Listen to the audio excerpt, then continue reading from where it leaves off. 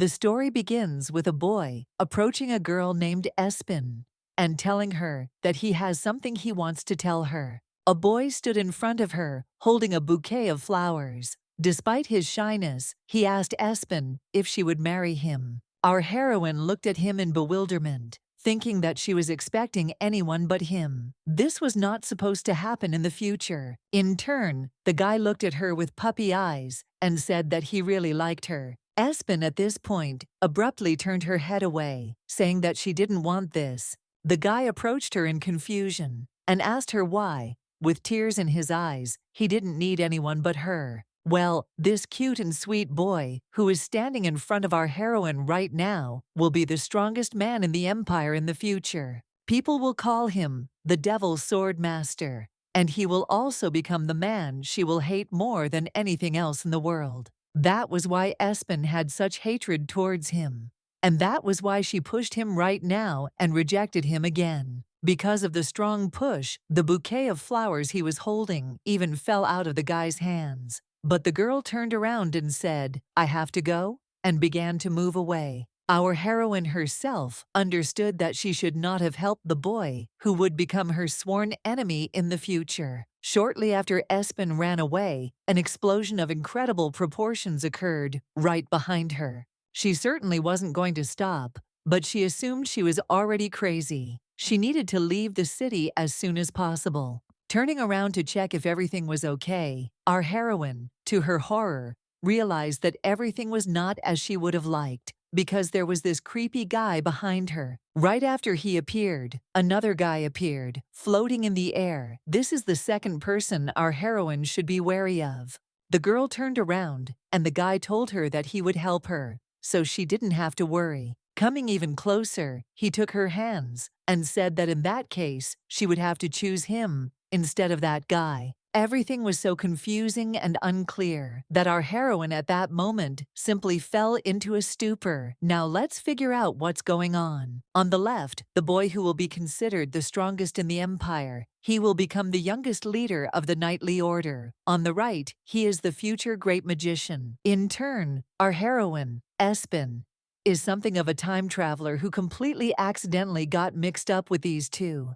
But what happened anyway? The Heavenly Knights Order. This is by far the most powerful force in the Empire. Only talented knights and wizards can join it, and each candidate is carefully assessed by evaluating his achievements. Age, gender, status, none of it mattered, because the main thing was ability. The Order is a place that almost every inhabitant of the Empire wants to join. And all because, once you get there, you automatically become an object of envy and honor. 10 selected candidates from this order were named Royal Knights. At the moment, the head of the Knightly Order is a man who has been nicknamed the strongest man in the Empire. Of course, we are talking about the guy we already know, who at that time was already a big commander of the Heavenly Knightly Order. This is Zenok Ivan Black Knight. He is one of the 3 dukes of the Empire, as well as the youngest commander-in-chief. In turn, our heroine is no less popular among the knights.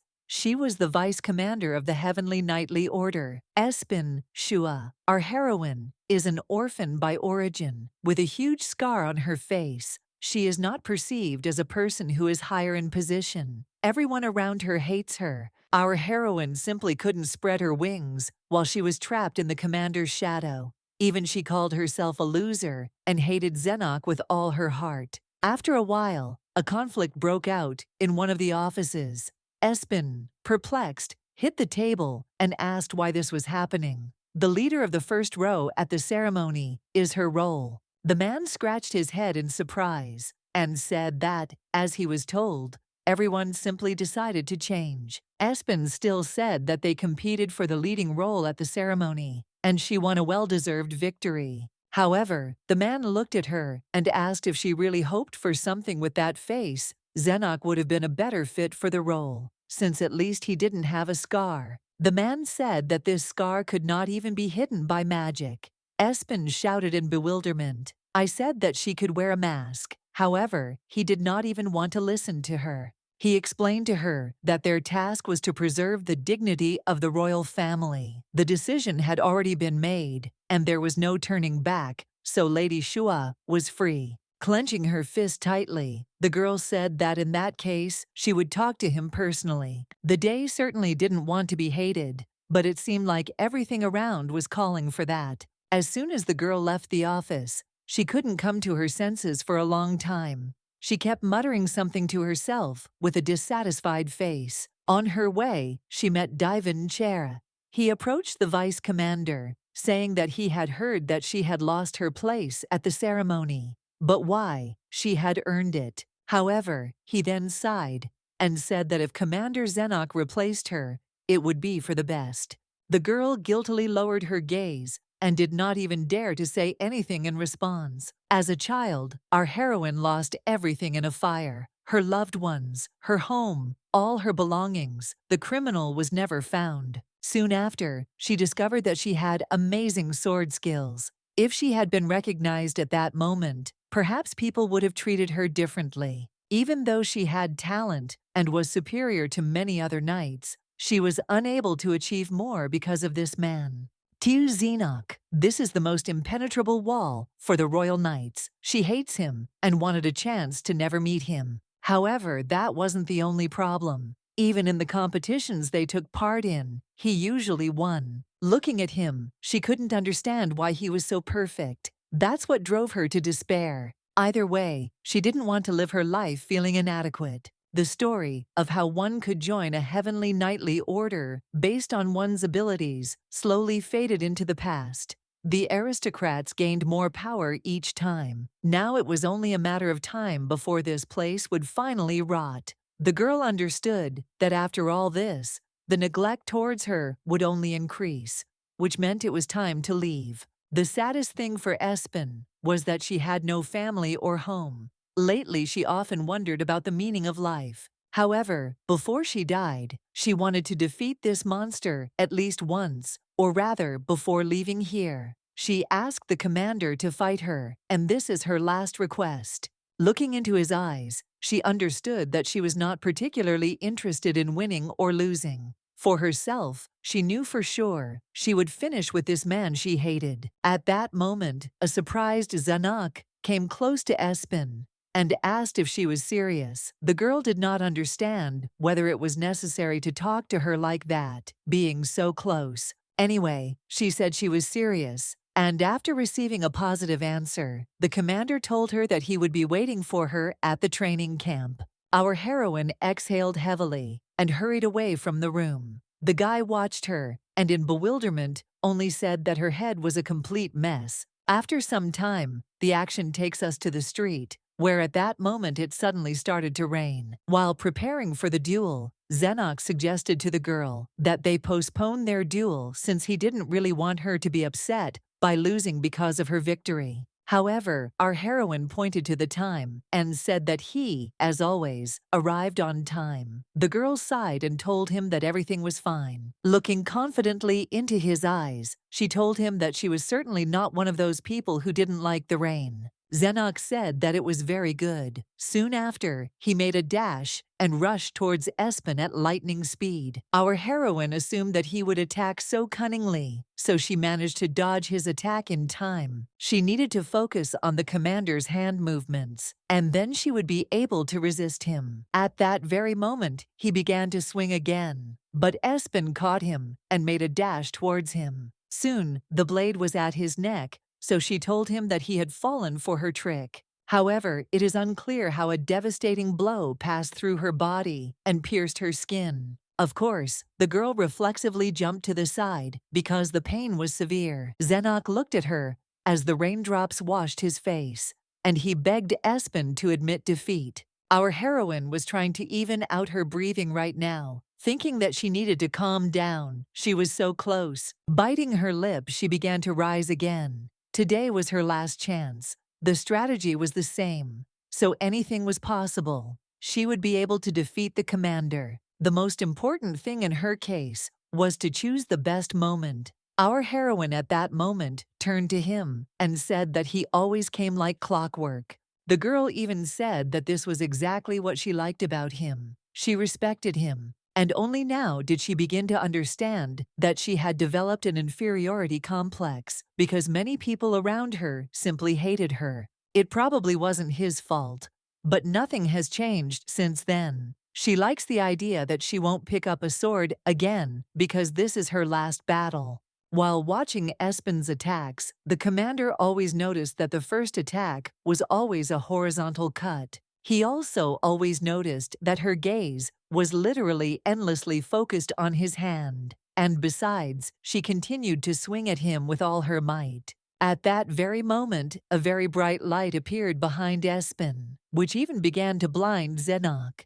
Thanks to this, the girl was able to take advantage of this moment and still began to attack him. Soon there was a huge explosion that began to spread in different directions. At that very moment, Zenok fell to the ground. He immediately began to remember the beginning of the battle and why exactly they started at 5 o'clock and began the battle despite the weather. Seeing the dawn, he understood that she had certainly not chosen this particular time by chance. Wiping the raindrops from her face, the girl asked the commander if the weather had affected the outcome of the battle. Hadn't it? As a result, Espen Shua is the owner of 99 losses out of 100 duels, but now the owner of one desired victory. Soon the action shifts to evening. The girl was walking through the evening city, thinking that for some reason she didn't want to go and treat her wounds. She understood that she could even die like that, but she didn't really care. Wait, is that a rabbit? Right at that moment, a cart appeared out of nowhere and rushed at full speed towards the harmless animal. Our heroine rushed forward in horror, thinking that it was dangerous, and it seemed too late. But she still didn't want to leave this poor rabbit in trouble. Of course, the driver who was driving the cart noticed the girl running out onto the solid line too late, but he still began to stop the cart with all his might. The girl fell to the ground anyway, but the last thing she did was wrap her arms around the rabbit. The guy jumped up in confusion and asked if she was dead. What should he do in this situation? Soon, he climbed back into the cart and headed. Even Espen couldn't even do anything because she had used up all her energy. The girl decided that she would die alone. Fortunately, she ended her career in the knightly order with a victory, but her life was too short. Then she didn't even think that she would be given another life, and that she would again meet the man she hated with all her soul. And in exactly this guise. After some time, the girl was lying on the grass, not understanding why her body hurt so much. Immediately a picture appeared in her head of her running after a rabbit and soon being hit by a carriage. Starting to rise, albeit with difficulty, she still tried to understand what kind of place this was. Espen raised her head and noticed only trees and a lake around her, which was illuminated by the moonlight. It was quite surprising because she thought she was already dead. By the way, she felt how dry her throat was. At that moment, she decided to get up and go to the water to take at least a sip of water. But suddenly the girl noticed her reflection. She immediately screamed in confusion because it wasn't just her face, but her body had changed too. Espen didn't understand what was going on. Her previously trained body, which is the property of a knight, where did it go? She fell to the ground in bewilderment, not even understanding why her body was so loose. Soon she heard a strange rustling sound, so she raised her head and noticed a strange creature in front of her, who happily told our heroine that she had finally come to her senses. Of course, the first thing our heroine asked was who he was and why he was talking to her. The cute rabbit said that he was the deity of fate, Lepus. By the way, he decided to say that she might not thank him for saving her. Our heroine thought about it. She immediately remembered the rabbit she had saved from under the wheels of the carriage. Could it really be him? After all, at that moment, she didn't really understand what was happening around her, so she took him for an ordinary animal. Yet, now looking at him, she realized that this was not at all an ordinary rabbit, as she had thought. Approaching him, she asked what help he was talking about. Did he mean that he helped her by turning her into this? Lepus said that everything was correct. The girl immediately began to squeeze him and ask in bewilderment what he had done with her body. The rabbit was puzzled that the child standing in front of him was so hot-tempered. He told her that she had died on the road, and he had saved her by giving her a new body. Espen was in incredible shock. At that moment it seemed to her that life had no meaning at all. Right now, tears were coming out of her eyes, and she was asking herself what kind of feeling was overcoming her. Right now, did he really help her? Because she helped him. Lepus told her that Espen was destined to die that day. She would have died anyway if she hadn't met him. He just liked her and decided to give her a new body. However, he also added that this body is temporary and will disappear once his powers are over. Lepus asked the girl if she wanted to live on. Espen told him that she wanted to, because if she died once, she realized that she was wrong. She promised herself that from now on, she wanted to cast aside all bad thoughts and live her life happily. In that case, this cute creature jumped up and told the girl that, in that case, they should make a contract with her. In fact, her current body was under the control of a deity of another level. One day, due to a crack between dimensions, the divine beings escaped. If she agrees to help him find all the creatures that left the time zone, then he will allow her to live on. Our heroine asked what time zone they were talking about. Lepus replied that it would be difficult to explain all the details, but they were currently in the Empire, 18 years before her death. Espen screamed in confusion and asked if she had really gone back to the past. Lepus nevertheless told her that in order to save him, she threw herself under the wheels of the carriage, and he liked it. Anyway, he continued talking, saying that they should think about everything while they were walking. There was a village not far away. Espen agreed with him. Our heroine, however, could not accept the fact that she had returned to the past 18 years ago. Besides, how could she live as a child? The girl asked if Lepus could give her a more mature body, to which he replied that he had no strength at all, so it was impossible. With a heavy sigh, our heroine nevertheless set off on her journey as they had planned. But, passing through the next bushes, Espen heard a strange cry, so decided to check who was making these sounds. Soon she came across a boy. To our heroine's surprise, she noticed a child in front of her, but she did not understand what he was doing there so late. However, after taking a closer look at him, she still admitted that he was cute. If you look closely, he is a real handsome man. The only thing she didn't like was the color of his eyes, because they were exactly the same as the commander's. Somehow, she assumed that even as a child, Zenok wasn't such a timid crybaby as this guy. In her mind, it was as if Zenok was the same indifferent child as he was in adulthood. This guy definitely had nothing to do with Zenok. One way or another, the girl decided to ask the boy why he was shaking so much. The guy, perplexed, asked the stranger if she was from the gang that was chasing him.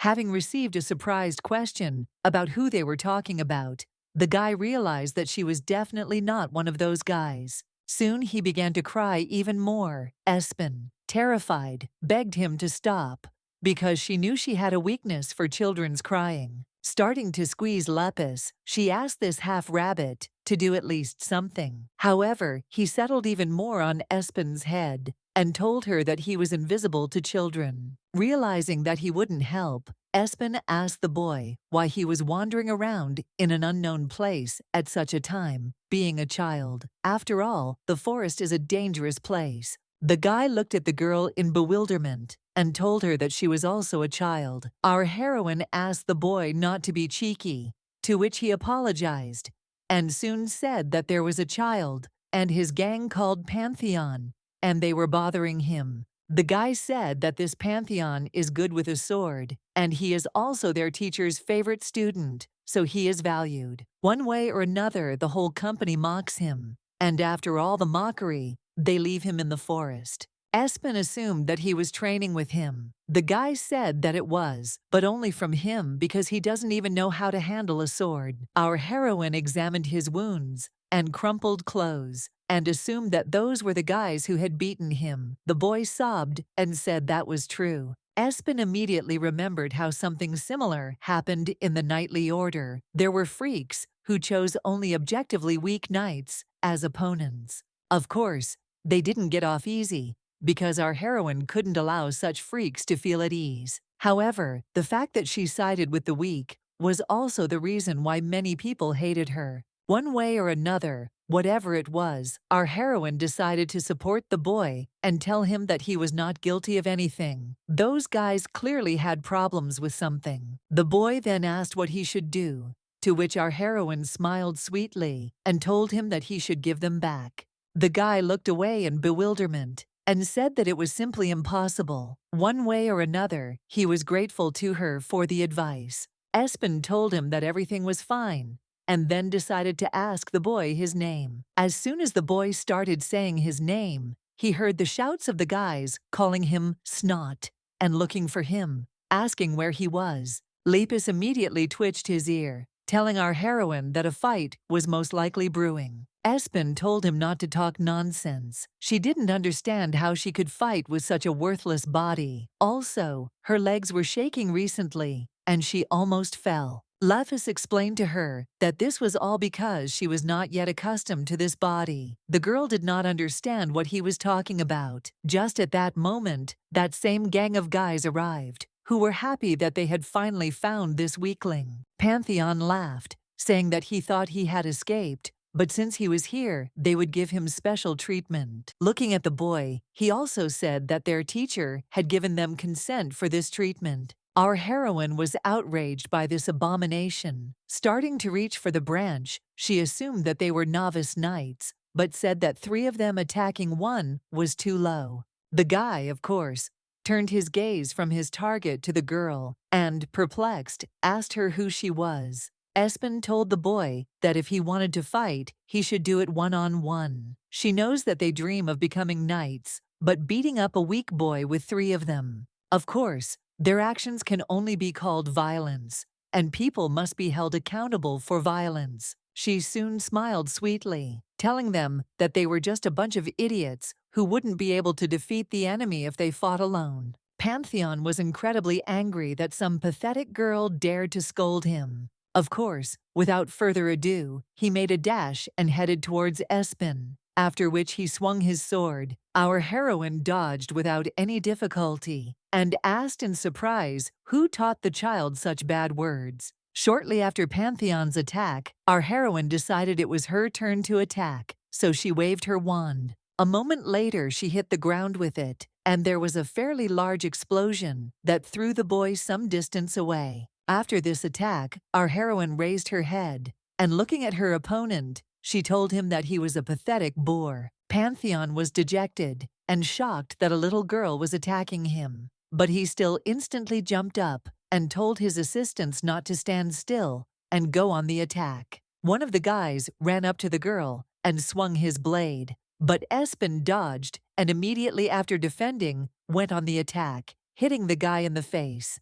Immediately after she dealt with one, she headed toward the remaining rude guy. In just a moment, all the bad boys were defeated, and Pantheon, in horror, told the girl that this was vile. Our heroine, meanwhile, appeared before this guy as a real nightmare. Soon she threw away her wand and, smiling sweetly, asked what he was even talking about. However, with tears in his eyes, the guy began to shout and tell her that she would get what she deserved. Right after these words, they started running away. Our heroine sighed heavily, thinking that such guys always have the same fate. Then she looked at her hands. She didn't understand what was wrong with this body. She hadn't learned sword skills while she was in it, but it moved so naturally. Lepus smiled and asked if she had recently asked him for something else. She should know that he had given her the best body. One way or another, our heroine decided to put aside unnecessary conversations and turning to the boy,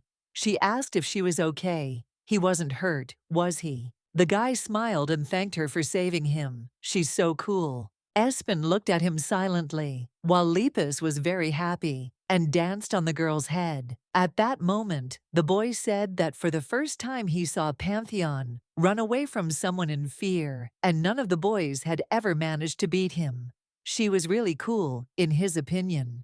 The guy continued talking for a while about how cool she was, but our heroine decided to interrupt him. Smiling, the girl said that she was grateful to him for his kind words, but she was still hungry. In that case, the guy said he would feed her. Espen was just thinking about what the half-rabbit had told her about a village nearby. Our heroine asked the boy if he lived in the nearest village. The guy said that at the moment he did, but his house was in another place. Espen didn't understand what it was, of course, but she told him that although it might sound strange, she had nowhere to spend the night that night. The guy assumed that she had been kicked out of there too, or rather, that she had run away from there. In any case, he extended his hand to her and said that she could spend the night at their house. After some time, the action moves into the house. The maid in the house, as soon as she saw the master, bowed to him and greeted him.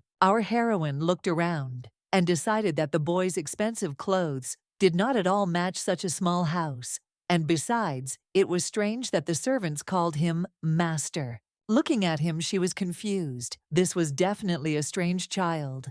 It felt like he was being bullied because of his status. Some time later, Espen was sitting at the table, about to eat. The food was very unusual. Of course, it certainly could not compare to what was served in the dining room of the nightly order. At that moment, the boy turned to her again and thanked the girl for helping him today. Our heroine said that everything was fine, but perhaps she shouldn't have interfered. It's hard to calm these guys down in one go. Who knows, maybe after today they will start to mock him even more. However, clasping his hands, he said that it did not matter, because until now there had been no one who would stand up for him, and she was the first. Our heroine was eating, but still looked at the servant in surprise, and asked if she really wasn't doing this. The boy said that no one could support him when it came to learning how to wield a sword, and his father simply kicked him out. The boy's face immediately changed, because apparently this was not the most pleasant topic of conversation. One way or another, our heroine dared to assume that there was a reason for all this. One way or another, the girl decided to ask his name again. Knock. Having heard the words poorly, our heroine asked to repeat it again, because she had not heard. The boy smiled at her and said his name was Zenok, Zenok Black Knight. Our heroine didn't even understand what she heard at first, so she continued eating, although still, it was a familiar name. Finally realizing the information that had just reached her, Espen jumped up in confusion and asked again. Our heroine asked him several times, asking if his name was really Zenok Black Knight. The guy looked at her in surprise, but still said that it was true. Then the girl asked if he had any brothers or sisters. Zenok answered that he only had a sister. Looking at this small and harmless guy, our heroine could not understand how he could be that very commander-in-chief. Was that legendary man, the envy of everyone, really like that in childhood? Our heroine immediately began to remember what he said about his teacher. Apparently, he is currently learning how to wield a sword, living in this estate. The guy said that everything was correct, but unfortunately, nothing worked for him, because he was afraid of the sword. Our heroine was in incredible shock, and upon hearing these words, she couldn't even put words together. As a result, the dinner ended with Espen trying to believe that it was really that same Zenok sitting in front of her. One way or another, after some time she was sitting in the room that was allocated to her. The girl still couldn't believe that she had returned to the past, and even to a different body. Looking out the window, she had only one question. How was she going to get back? Her head was a real mess. Remembering her past, she was certainly no less interested in the question of whether she would be able to return to her body. Our heroine suddenly thought, if she went back 18 years, then that means that the real her must be somewhere. However, all her thoughts were interrupted by Lepus, who told her that it was not worth it. Our heroine looked at him in surprise and asked what he was talking about. Lepus yawned and said that she shouldn't think about what she was thinking about. He assumed that she was already thinking about finding her true self and changing her past. Noticing how she was clutching the blanket, he realized that he was right in his assumption. But he quickly upset her by telling her that this should not be done. Unfortunately, she was forbidden to meet her real body because they share the same soul. Our heroine asked the spirit what would happen to her if they met, to which Lepus told her that she would simply disappear. However, the rabbit did not want her to be sad, so he began to stroke her and say that if she helped him find all the deities, he would fulfill any of her wishes. With hope in her voice, the girl asked if she could really wish for anything. Lepus confidently told her that he would grant any wish. In that case, she put her arms around him and held him close. She had to do everything she could. She was in a different time now, and no one was pointing fingers at her anymore. There are also no people here who hated her in the past, which means she is free now. Our heroine suddenly thought that if she could become an even more significant person. Espen then decided that this would be the case, but first she should still fulfill Lapus's request and find all the divine beings. At this point, the girl turned to Lapus again and asked him if she could ask him a question that had been bothering her for some time. Who are the divine beings? Lapus was very happy that she finally became interested in who they were, which once again proves that she is special. Our heroine said that she simply experienced death and rebirth, so she is slowly coming to her senses. Besides, she did not plan to meet Zenok. One way or another, at that moment, the rabbit told the girl that divine beings are animals that possess incredible power. With their power, it is possible to control a small village,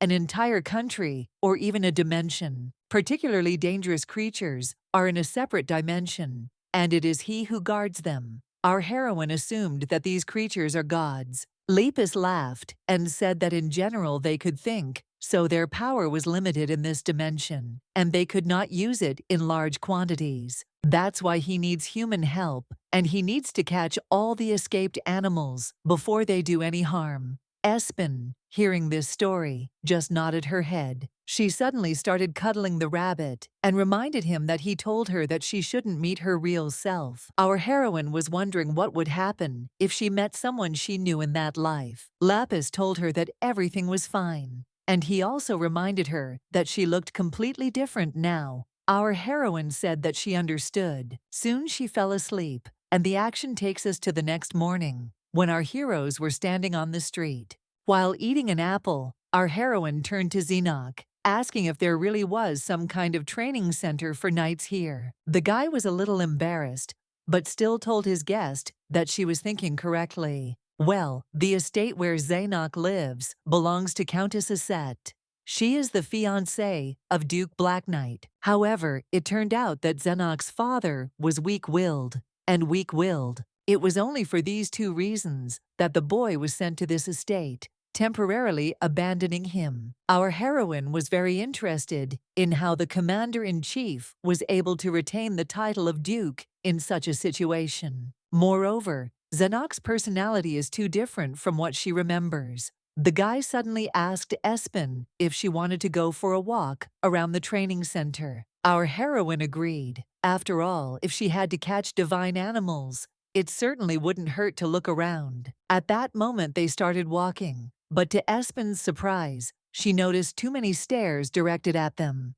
Looking at the way the boy was bullied yesterday, she dared to assume that he was being bullied and hated just as much as she was. Thinking back to Espen's past, where she felt all those looks and ridicule, it was all too familiar to her. At that moment, our heroine turned around and noticed familiar guys in front of her. As a result, these little hooligans instantly turned around and started running away. Espen knew that Zenok was probably scared to come here alone, so she hugged him and told him that she was there. Soon, at the request of our heroine, they went to a quieter place to talk. Suddenly, the two of them started talking. Zenok apologized and asked Espen to tell his story first, but the girl insisted that Zenok tell his story to the end. It got to the point where Espen started talking. She sheepishly asked the boy if she could stay with him for a while. There was simply no place to stay in this village. One way or another, our heroine could not believe that, of all people, she had come across the commander-in-chief. At that moment, the guy even flinched from the harshness of the question, but told her that she could stay with him as long as she wanted. Our heroine was grateful to him for this.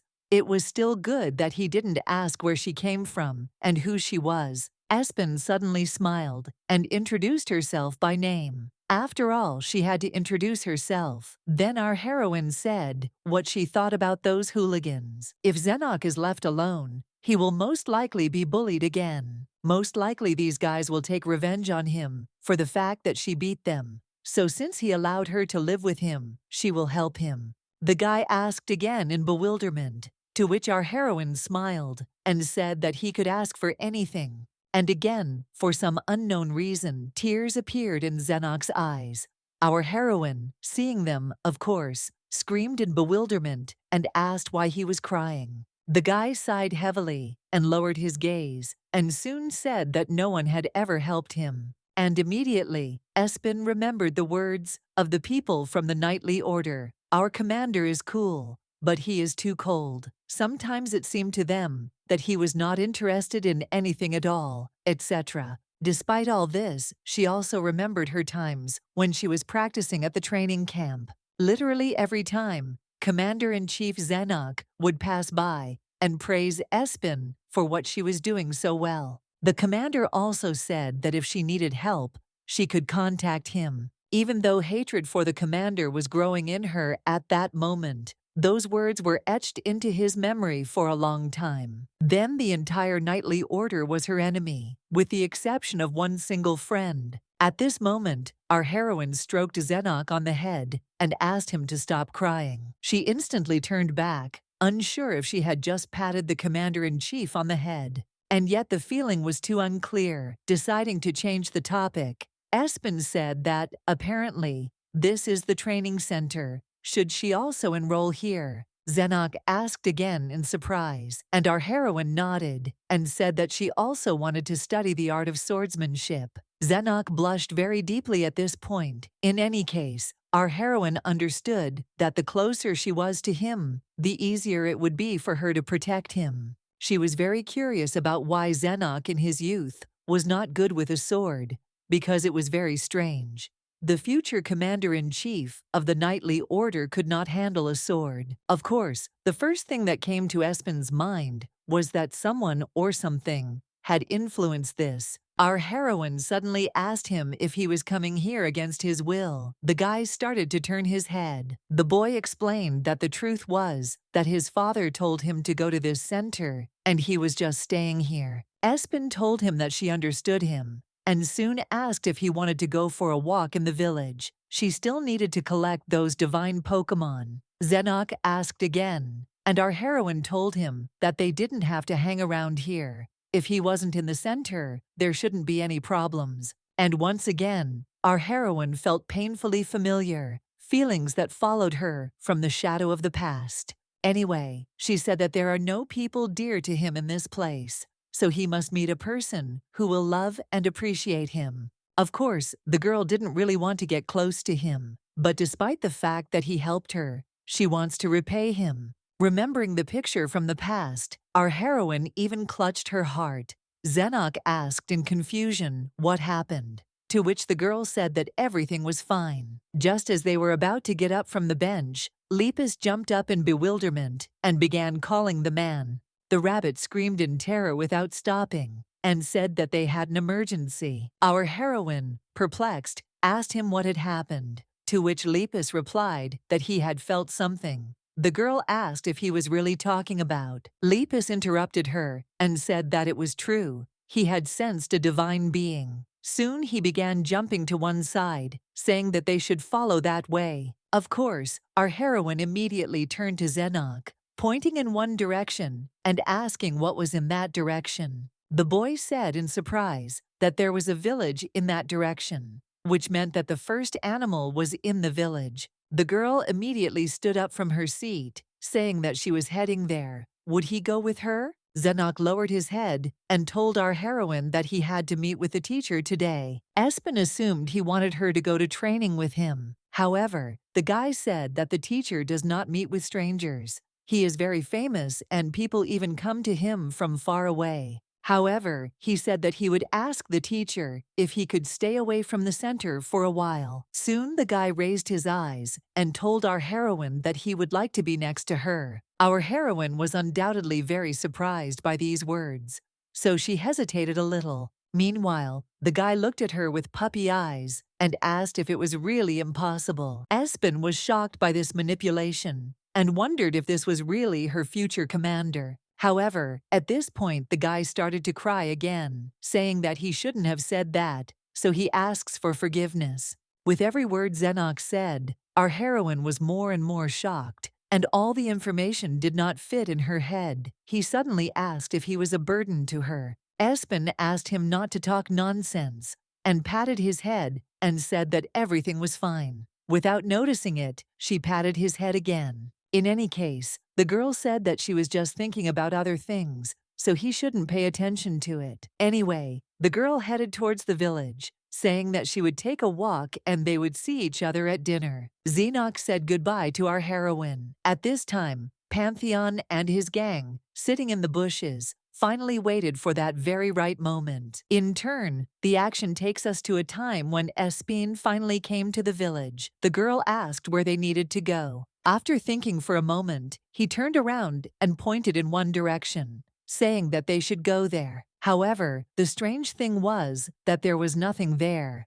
Our heroine didn't understand anything at all because she had no information about these creatures. She wondered if there was another way to find them, or if she should just explain it in a way she would understand. Lepus sighed heavily and said that where a divine being appears, the manifestation of his power is felt. The rabbit said that people call such phenomena a miracle. Our heroine was very surprised. Just shortly after Lepus's words, a snowflake landed on our heroine's hand. The girl immediately assumed that this was the very divine power. But why was it so strange? Meanwhile, a villager said in a tired voice that it was snowing again.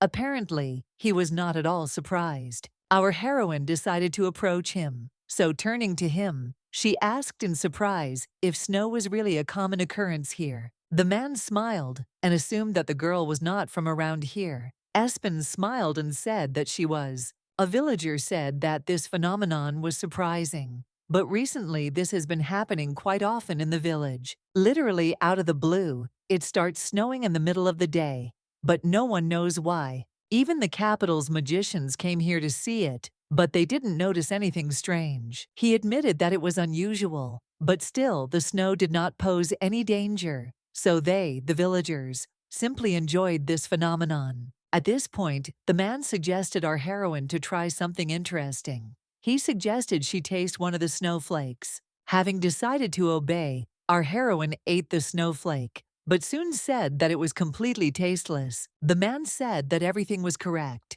Snow usually doesn't have any taste, but some say it's slightly sweet. This is the first snow this year. One way or another, the villagers said that this snow is not dangerous at all, so there is nothing bad about it. At this point, Baria was approached and called to come over, to which the man said that he was already on his way. Next, Lepus approached our heroine and told her that it was undoubtedly Snowweaver. This is a divine creature that creates snow. The snow itself changes depending on his mood. Since the Snowweaver is the first creature she has met, it won't be easy. Our heroine asks what makes it special. Lepus explained that if Weaver was in a good mood, the snow would taste sweet, but when he was in a bad mood, it would taste salty. Weaver, by the way, doesn't like Lepus, so it will be difficult to catch him. However, our heroine told him that everything will be fine because they have no choice. She had a rough idea of what the creature was, so they would try to catch it. She suddenly asked if there was anything Weaver and other creatures might not like. Lepus suddenly said that there are divine animals that like human food, but he doesn't know what Snowweaver likes. Anyway, at that moment, the rabbit started pointing towards the alley, saying that he felt his presence there. Our heroine looked at the alley and closed her eyes. Lepus asked if she was scared, to which the girl replied that she didn't like the dark. Unfortunately, it reminded her of being a victim of a fire as a child. Either way, Espen had no choice but to head into the dark alley, so she started walking. At that moment, our heroine noticed two adults standing near the child. The boys turned to the little boy and said that they only needed money, so as soon as he gave it to them, they would not touch him. The boy, however, was not a weakling, so he immediately told his uncles that they would regret coming here. Soon, several bright flashes were heard from the alley, accompanied by screams. The boy stood over the fallen men and smiled sweetly at them. But still the men were not going to give up. He had just jumped up from the ground when he immediately fell down. Soon a girl came up and told him that during a fight he shouldn't forget to look under his feet. She said this because the enemy could knock him down at any moment. The guy looked at the stranger in surprise and thanked her for her help. Espen decided to skip the greetings, so she asked who he was. The guy smiled at her and said that he was a magician and his name was Cade, and he was pleased to meet a stranger. Our heroine looked at him in surprise because she was certainly not ready to meet a magician, that is, a person who controls magic. The Heavenly Knightly Order she belonged to was a place for knights and mages. Among her many sword comrades, there was also one sorceress. With the exception of the mages who joined the Heavenly Knightly Order, most of the wizards lived in the Magic Tower. One way or another, at this moment, for some unknown reason, Cade was very surprised. The guy, without thinking twice, went to his new acquaintance to talk to her. Coming closer, he asked the girl if she was okay, and he hoped that he hadn't hurt her with the magical blast. Espen told him that everything was fine. It was just that she was seeing a magician for the first time, so she was a little confused. The boy smiled at her and soon assumed that she lived in this village. He was curious about her name. The girl was silent for a while and soon said that her name was Espen. The boy smiled widely at her again and said that, as he had told her earlier, his name was Cade. Our heroine looked at him in surprise, not understanding why there was a strange feeling inside. Why was his name so familiar to her? There was a feeling that she had already heard about him somewhere. One way or another, she suddenly decided to ask the boy if he was too young to be a magician. Ignoring the girl's question, Cade raised his wand and told Espen that she was too young to handle the branch so deftly. Our heroine smiled at him and said that it was because she was a knight. Then she suggested that Cade lived here too. The guy, however, said that this was not so, because he was simply following his teacher, a great magician. At that very moment, a bolt of lightning seemed to run through Espen's body.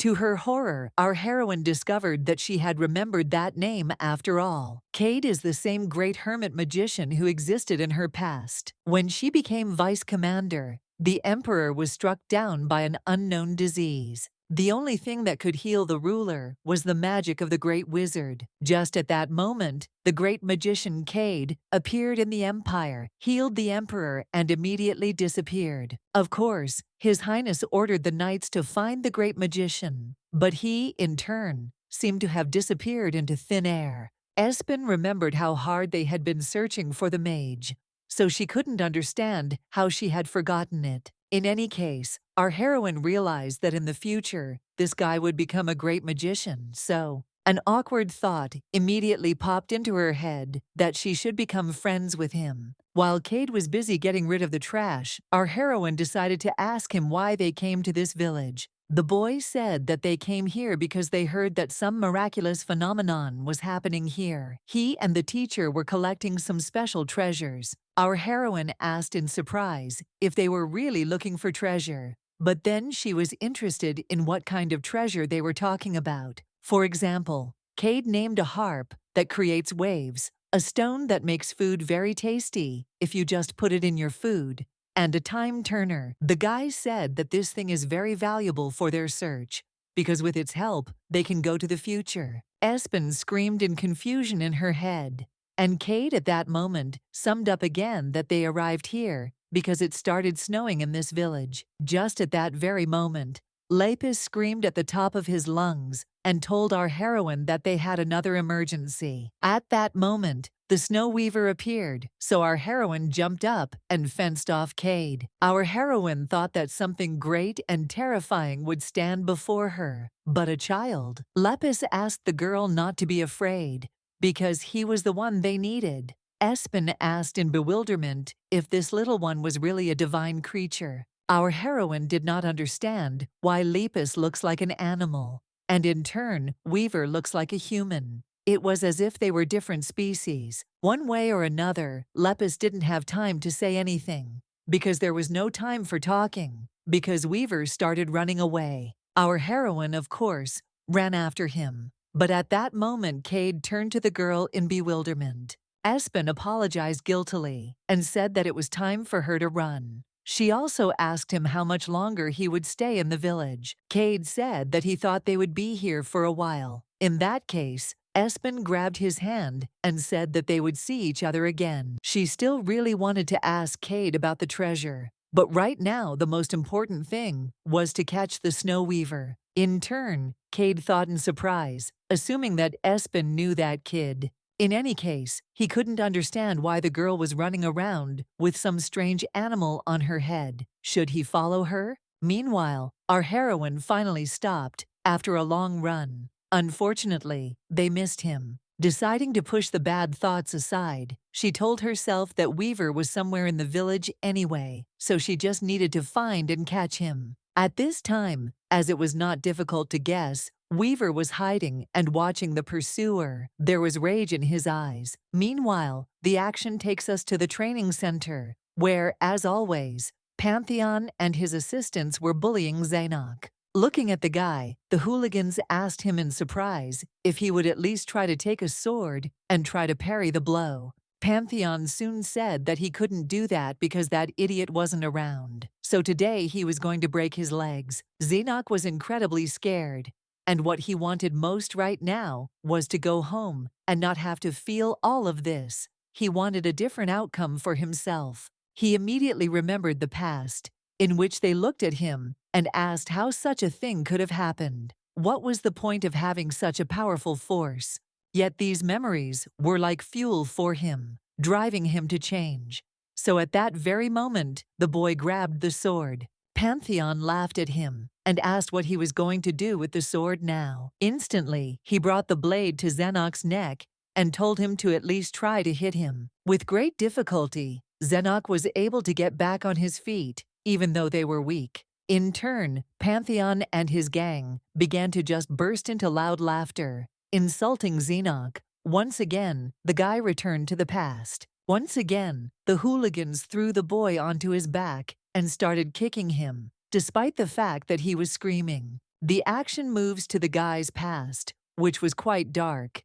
In a room with several corpses, the guy was sitting on all fours and holding back his vomit. A certain man rubbed his hands in surprise, saying that Zenok was the only one who managed to endure all of this. The Duke, however, looked at him with disdain, saying that this piece of weakling could not even pick up a sword. Once again, the action shifts to Pantheon and his friends, who have finally stopped because they got bored. In turn, Zenok lay on the ground, beaten, and in front of him, he only saw a sword, which was like a ray of light for him. Despite everything, he began to reach for the sword with his last strength. Meanwhile, Pantheon and the others were actively talking about something and laughing at the same time. Just at that very moment, the unthinkable happened, because Zenok jumped up from the ground, and with a dash he cut a piece of Pantheon's clothing. But fortunately for them, they managed to dodge. The boy looked up in bewilderment and was horrified to discover Zenok's terrifying gaze. Pantheon didn't understand what had happened at all, because this idiot couldn't even pick up a sword. The guy immediately fell to his knees, thinking that at this rate he could be killed. He soon came to his senses and was horrified to discover that everything was fine, and Zenok was still lying on the ground. A shudder ran through Pantheon's body. Apparently, he had only imagined it. In any case, he ordered his assistants to finish off this freak. Once again, the action takes us to our heroine, who was exploring the village and trying to find Weaver. She asked Lepus if he knew where Weaver was. The rabbit reminded Espen again that the Snow Weaver doesn't like him, which is why he's hiding. Our heroine put her hands on her hips in surprise and said that she wondered why Weaver didn't like him. Lepus immediately remembered the past, in which they had fought with him too often, even saying that they hated each other. In any case, he decided not to show it, so he just said in surprise that he himself did not know. Our heroine began to squeeze him once again, asking if he really didn't care at all about these divine animals. Having not received anything sensible, the girl said that they realized that one of the creatures was in the village. which meant that all that was left was to catch it, and now it was time to go back. The girl also then looked at her only weapon, which was a branch. She understood that this branch would definitely not suit her, so she needed a real weapon. It would be great to have the sword she had in the past, but with this body, it's unlikely that anything will work. Again, she sighed heavily, but reminded herself that it was time for her to return home. After some time, she finally came to the training center, but she was shocked almost immediately. Of course, she was shocked by the fact that once again, Zenok was lying on the ground without the ability to even move. Our heroine ran up to him and began trying to bring him to his senses to find out what had happened. Turning back, she noticed 3 small freaks who, upon noticing Espen, immediately began to run away. Espen started to get furious, so she almost ran after them. But at that moment, a trembling hand grabbed her. Zenok looked at her with tears in his eyes and said how he wanted to become stronger. Our heroine, looking at this desire, only bit her lip hard. The commander will become the strongest knight. Zenok will be considered the greatest man in history. He will become the worst nightmare for enemies. But where did this talent come from? Our heroine understood that it could not simply disappear. Looking at the broken Zenok, the girl understood that his skills were embedded somewhere inside this body. But should she help him? Coming a little closer to Zenok, our heroine asked a logical question. Why does he want to become stronger? Our heroine, of course, assumed that he wanted to beat up those hooligans and thus take revenge. Looking at Zenok, he just nodded his head guiltily and continued wiping away his tears. Espen nevertheless asked him to stop crying because she would help him. Yet our heroine understood that he would become strong even if she did not intervene. She will simply think that this boy and the commander she knows are different people. Besides, she certainly had nothing in common with the commander-in-chief, so she decided to help. Meanwhile, the action moves to adult Zenok.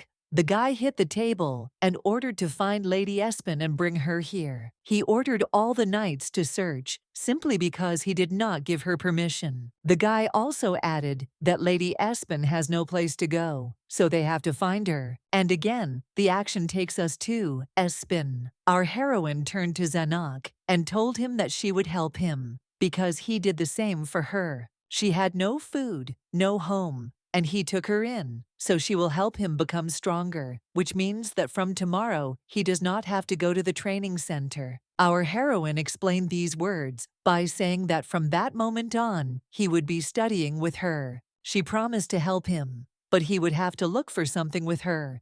Anyway, she suggested they continue the conversation over dinner. After a while, they were sitting at the table. Zenok was looking forward to dinner, and our heroine suddenly said that she was looking for a child. The guy certainly didn't expect to hear this, so he asked again. Our heroine immediately caught herself thinking about how cute he was, but immediately dismissed these thoughts, because this boy sitting in front of her is the commander-in-chief. She sighed heavily and came to her senses. Soon she smiled sweetly and told him that he had heard correctly. She was looking for a child. Espen began to describe him, saying that the child had white curly hair, was wearing shorts, and had small horns on his head. Zenok, hearing the words about the horns, was undoubtedly very surprised. In any case, Espen decided that the guy would understand everything when he saw it. Meanwhile, Zenok was intently drawing something. Espen didn't understand what he was doing. When suddenly the guy said that everything was ready,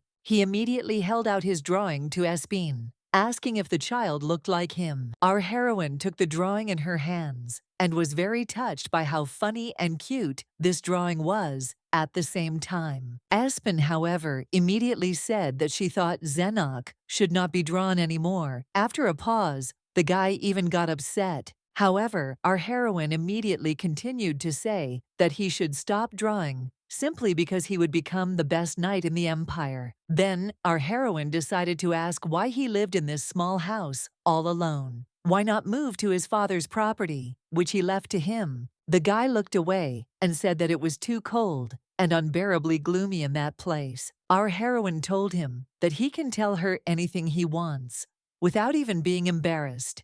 She will soon disappear from his life anyway. The guy raised his gaze and became a little sad, but soon lowered it again and sighed heavily. Zenok began to cry, saying that he had been abused in the same way in this estate. Every time he thought how long he would have to live being so weak, it always seemed to him that he would grow up worthless and become a useless person who no one needed. Our heroine immediately assumed that Zenok wanted to take revenge, not only on those idiots. She understood that if she helped him now, he would not feel true gratitude towards her. But this little boy gave her shelter and food, and she can pay for that. This man will become a brilliant commander, even though he looks like this now. Espen decided not to talk about such sad things, so she suggested that they eat and have some fun. Zenok looked at her in confusion and asked what about the training. Espen told him that they don't have to do it. The guy started to try to say something in surprise,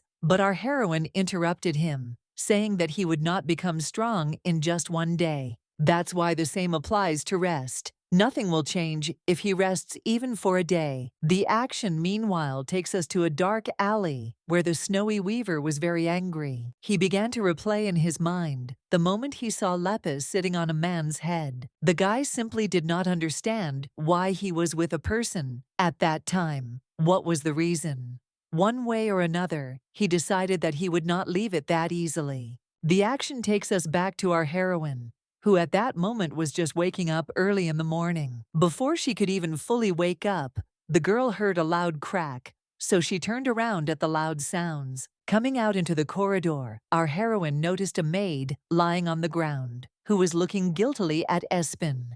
Without even saying a word, she raised her hand and pointed toward the window. Of course, our heroine did not wait for any answers, so she headed to the window to look at everything herself. To her horror, the girl discovered that the entire village had been covered in snow overnight. Our heroine went outside after a while, but she didn't understand what was going on. It was all real snow. The villagers were perplexed and asked what was going on. The man said he himself could not believe that so much snow had fallen. Anyway, he said that the Lord was already alarmed. The mages will arrive soon, so we need to wait. While our heroine was looking at the fallen snow in surprise, Lepus approached her and said that all this was the work of the snow weaver. He decided to remind that the divine animal that creates snow can change this same snow depending on its mood. Our heroine understood that if Weaver was in a good mood, the snow would taste sweet,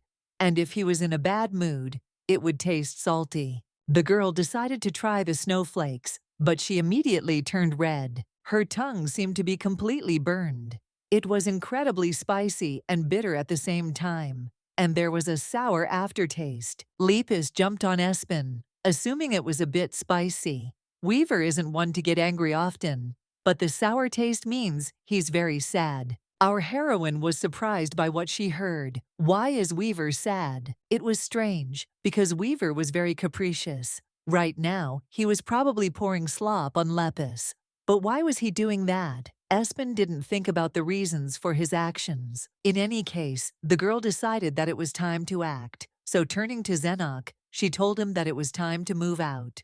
Just at that moment, the girl started running and telling Zenok that there was a lot here, so he had to be careful. At that very moment, she slipped. Luckily for Espen, the guy managed to react in time. So he grabbed her hand and began to stare into her eyes. Our heroine admitted that he was quite strong. But at that moment, Zenok's face changed. The guy, confused, put Espen on her feet and soon ran away from her for some distance. Espen, however, despite the guy's embarrassment, was surprised that Zenok managed to pick her up as if nothing had happened. This is the only reason our heroine assumed that Zenok had good physical skills from birth. That's why the conclusion was that he only had problems with swordsmanship. Our heroine began to look around anyway and noticed that most of the residents were depressed. One of the farmers spoke in horror about the end of the current harvest. Looking at an apple covered in ice, he asked how people would eat it. Only because of this, our heroine realized how much harm the snow weaver has done to those around her. This snow is very dangerous for the village. Still, the girl couldn't believe that a divine animal was capable of this. In any case, something had to be done. The girl immediately turned to Lepus and asked him if he could make it so that other people could see him. Lepus snorted, saying that he could do it because nothing was impossible for him. But why would he need it? Espen asked him to show himself to Zenok. Still, she was confused by the fact that she seemed to be talking to herself, and even more so, she was going to take Zenok with her. Lepus, perplexed, said that he didn't want to, but our heroine immediately began to squeeze him, asking if he really didn't want to, and couldn't. Still, with grief in half, but he resigned himself. At that very moment, the divine being used manifestation magic and revealed itself to Zenok. As soon as Lepus appeared, the boy looked at it in confusion and asked what it was. He immediately came closer to touch this thing, when suddenly Lepus bit his finger. Espen reminded him that she needed to find someone, a child, and this child was exactly what he needed. She introduced him as Lepus and asked him not to be afraid, because he was not dangerous. At that moment, the divine animal looked at Zenok and told him that he was obsessed with many things. The boy looked at the rabbit in confusion and asked what he was talking about, to which Lepus told him that he didn't seem to know anything. But that was even better. Our heroine told him that he would now go with them, so she would tell everything as it is. Lepus is a divine creature, like the boy they are looking for. Sometime later, our heroine finally finished her story. Fortunately, Zenok understood everything and believed Espen's words. Espen was glad that he didn't have any doubts, despite the fact that everything sounded crazy. The image of Zenok looking into Espen's eyes was a little different in her eyes. She hoped he would be okay. And again, our heroine began to think that the commander-in-chief was standing in front of her. So she began to ask herself to forget about it. And yet, she still couldn't believe that these two seemingly different people were actually the same person. At this time, Zenok was closely watched by Lepus, who made sure that the guy really did have a lot of things that he was obsessed with. Also, looking at our heroine, he understood that she still did not know about his character, but still he would prefer not to interfere. They seemed pretty sweet and happy now. But still, ignorance can sometimes be a good thing. After a while, they began asking the villagers about the boy with white hair. One of the men said he had never seen anyone like him. They told each other that the boy had long ears. The man even said that he did not believe that such people exist. Our heroine in this case understood that their investigation would not lead very far because everything seemed problematic. Just at that very moment, a loud scream was heard behind them, to which the boys, of course, turned around. The man screamed in horror and said that he fell because of some boy who had snow-white hair and some strange ears. Espen and Zenok immediately looked at each other. There was no doubt this was definitely a snow weaver. The man kept talking about how this guy was wearing shorts, which was strange in such weather. In any case, he was interrupted by our heroine, who looked at him in bewilderment and asked where he had seen this boy. Meanwhile, the action takes us to Weaver, who was standing on the roof and watching his creation. Meanwhile, the happy girl and her mother were making a snowman out of the snow, of which there was already too much. The girl told her mother that their snowman was as big as her dad's. The girl's mother suggested that she make another one, to which she agreed. Weaver looked at them and wondered. Parents? He didn't have any, so he asked them not to misunderstand him. At that very moment, out of some unknown hatred, he sent several ice spears towards the mother and child. Soon, the ice spears touched the ground, and as a result, a broken snowman now lay on the ground. Fortunately, at that moment, our heroine came to the aid of the mother and her daughter and managed to save them. Our heroine put them on the ground and, having calmed the girl and her mother, sent them away from here. However, at this point, the Snow Weaver had finally spotted Lepus, so it was time to act. Once again, he began to throw a whole bunch of ice spears towards our heroine, who fought off the fragments with only one stick. In any case, despite the weapon, our heroine wondered, will she be able to use her sword skills? Meanwhile, a whole bunch of ice fragments flew towards Zenok, who literally froze in bewilderment in front of the danger.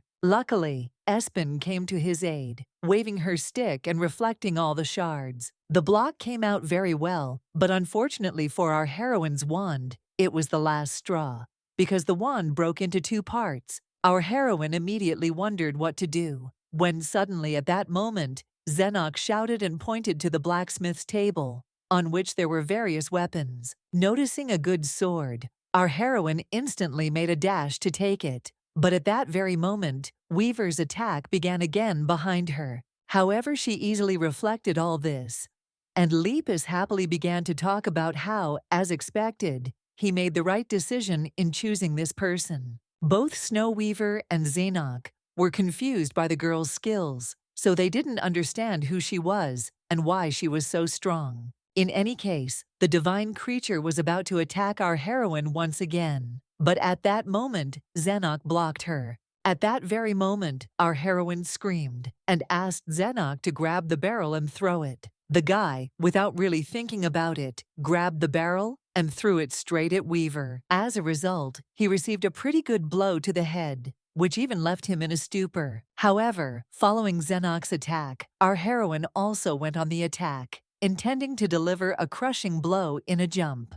As soon as she hit Weaver with all her might, she landed on the ground and wondered only one thing: did it work? Soon the dust from the impact cleared, and our heroine noticed a strange creature on the ground. What is it? Where did the boy go? Our heroine approached him in bewilderment and, taking him by the tail, began to tug at him to see if he was alive. After some time, realizing that there were no signs that he would come to his senses anytime soon, the guys decided to knit a snow weaver. Soon the eyes of the divine creature began to open, little by little, and the first thing he noticed was the puzzled look of the two children. He immediately began to twitch and scream in bewilderment, asking who they were anyway. Once again, our heroine asked why Weaver was in such a guise, since he had just been a human. Lepus explained that when divine beings experience shock, they revert to their true forms. Our heroine asked why Lepus was in the form of a bun. The animal screamed in confusion and said that this body was definitely not a bun. However, all this time Weaver was watching them, and he was too angry. Suddenly, our heroine raised her head and, to her surprise, noticed snow. Moreover, there was too much of it. Lepus turned to Weaver and asked him not to waste his power simply because he might disappear. The animal, perplexed, began to laugh and ask whether he would disappear or not. What difference did it make to them? Once again, he turned into his human form and looked at the people around him, and not only with anger in his eyes. At that very moment he looked intently at our heroine, and using unknown magic, he scratched her cheek. Right after our heroine, he was about to take on Zenok, so he turned towards him. To his horror, he discovered that this boy was far from what he pretended to be. Weaver was both surprised and scared by this. Either way, he jumped up and ran towards Espen, pushing her to the ground. So after he knocked the girl to the ground, he just walked forward. Our heroine, who was lying on the ground, and Zenok, who was trying to grab her, fell after her, asked the guy if he was okay. At that moment, the guy hung right over her and looked into her eyes in bewilderment. The guy instantly turned incredibly red, because he definitely didn't want to attack Espen like that. Our heroine, in turn, decided to change the topic of conversation, suggesting that this child had run away again. Zenok sighed and said that it was. Anyway, Espen smiled and patted his head, thanking him for helping her, and that he was a great guy. Again, these words were incredibly important to Zenok, because he had never heard them before. In any case, it was impossible to lie on the ground for long. So getting up from the ground, he offered his hand to Espen and raised her. At the moment when our heroine was talking to Lepus, Zenok came up to her and sat on her knee. The guy grabbed her by the dress and asked her if he was useless. Our heroine was at first very surprised by this question, but then she smiled, looking at him. The girl told him not to talk nonsense, because he tried very hard, and she was proud of him. The longer she looked at him, the more the image of the commander-in-chief was erased from her memory. At this point, Espen noticed that Zenok was crying, so she asked him in confusion what was wrong. The guy told her that he felt better. Looking at Zenok's sincere smile, our heroine decided that he really didn't seem as bad to her as in the past, because now he was her friend, whom she met here. Meanwhile, Lepus was watching the guys who were chatting so nicely, and with a heavy sigh he said again that this guy was obsessed, which meant she would regret it. In any case, at this rate a week passed. The village was still covered in snow. The guys, seeing one of the houses, even suggested that it might collapse due to the amount of snow lying on it. The snow continued to fall, and it grew heavier each time. After the culprit of all this ran away, they never saw him again. Espen, of course, assumed that he was hiding somewhere, but it would be difficult to find him. Despite the climate change, local residents still managed to adapt, but this did not apply to everyone. Most of them were panicking, asking when the mages would arrive. They hoped that real mages would arrive, not the ones from last time. They couldn't wait for this damn snow to stop. Espen generally understood why they were so upset. However, if the royal knights come to the village, then the situation will become much more serious. From her experience, she says that these people do not forgive those who harm people. Our heroine turned to Lepus, asking him if he really didn't know why the snow weaver was acting like that. The rabbit just shook his head, saying that he didn't know Espen asked him to be serious because it was important. However, he only landed on Espen's head and settled down more comfortably. Our heroine couldn't understand whether this dumpling with legs was really going to behave like this until the very end. Anyway, at this point, Lepus said that divine animals have no concept of family. However, Weaver really wanted to be human-like, so he could have a family. That is why he got himself a human form and moved to the village. However, our heroine was still interested in why exactly Weaver hated Lepus. The divine being explained that he wanted and decided to take Weaver in and make him his ward. Lepus assumed that this was the parents' concept. Espen, perplexed, shouted at him and said that it was not so. At that point, Lepus sighed and said that he too did not know what a parent was. Espen told him that she understood, but he still had to understand that when the royal knights arrived here, they would capture the snow weaver. After stroking Lepus, she told him that she did not know how divine animals could be accepted in this world. After all, the worst-case scenario is that Weaver could be experimented on or killed outright. Our heroine took Lepus in her hands and looking at him asked if he was okay. However, in response, she saw only the ever-smiling and sweet face of the animal. Espen sighed in disappointment, as she had absolutely no idea what he was thinking. In any case, she decided it was time to go. After some time, among the crowd of people,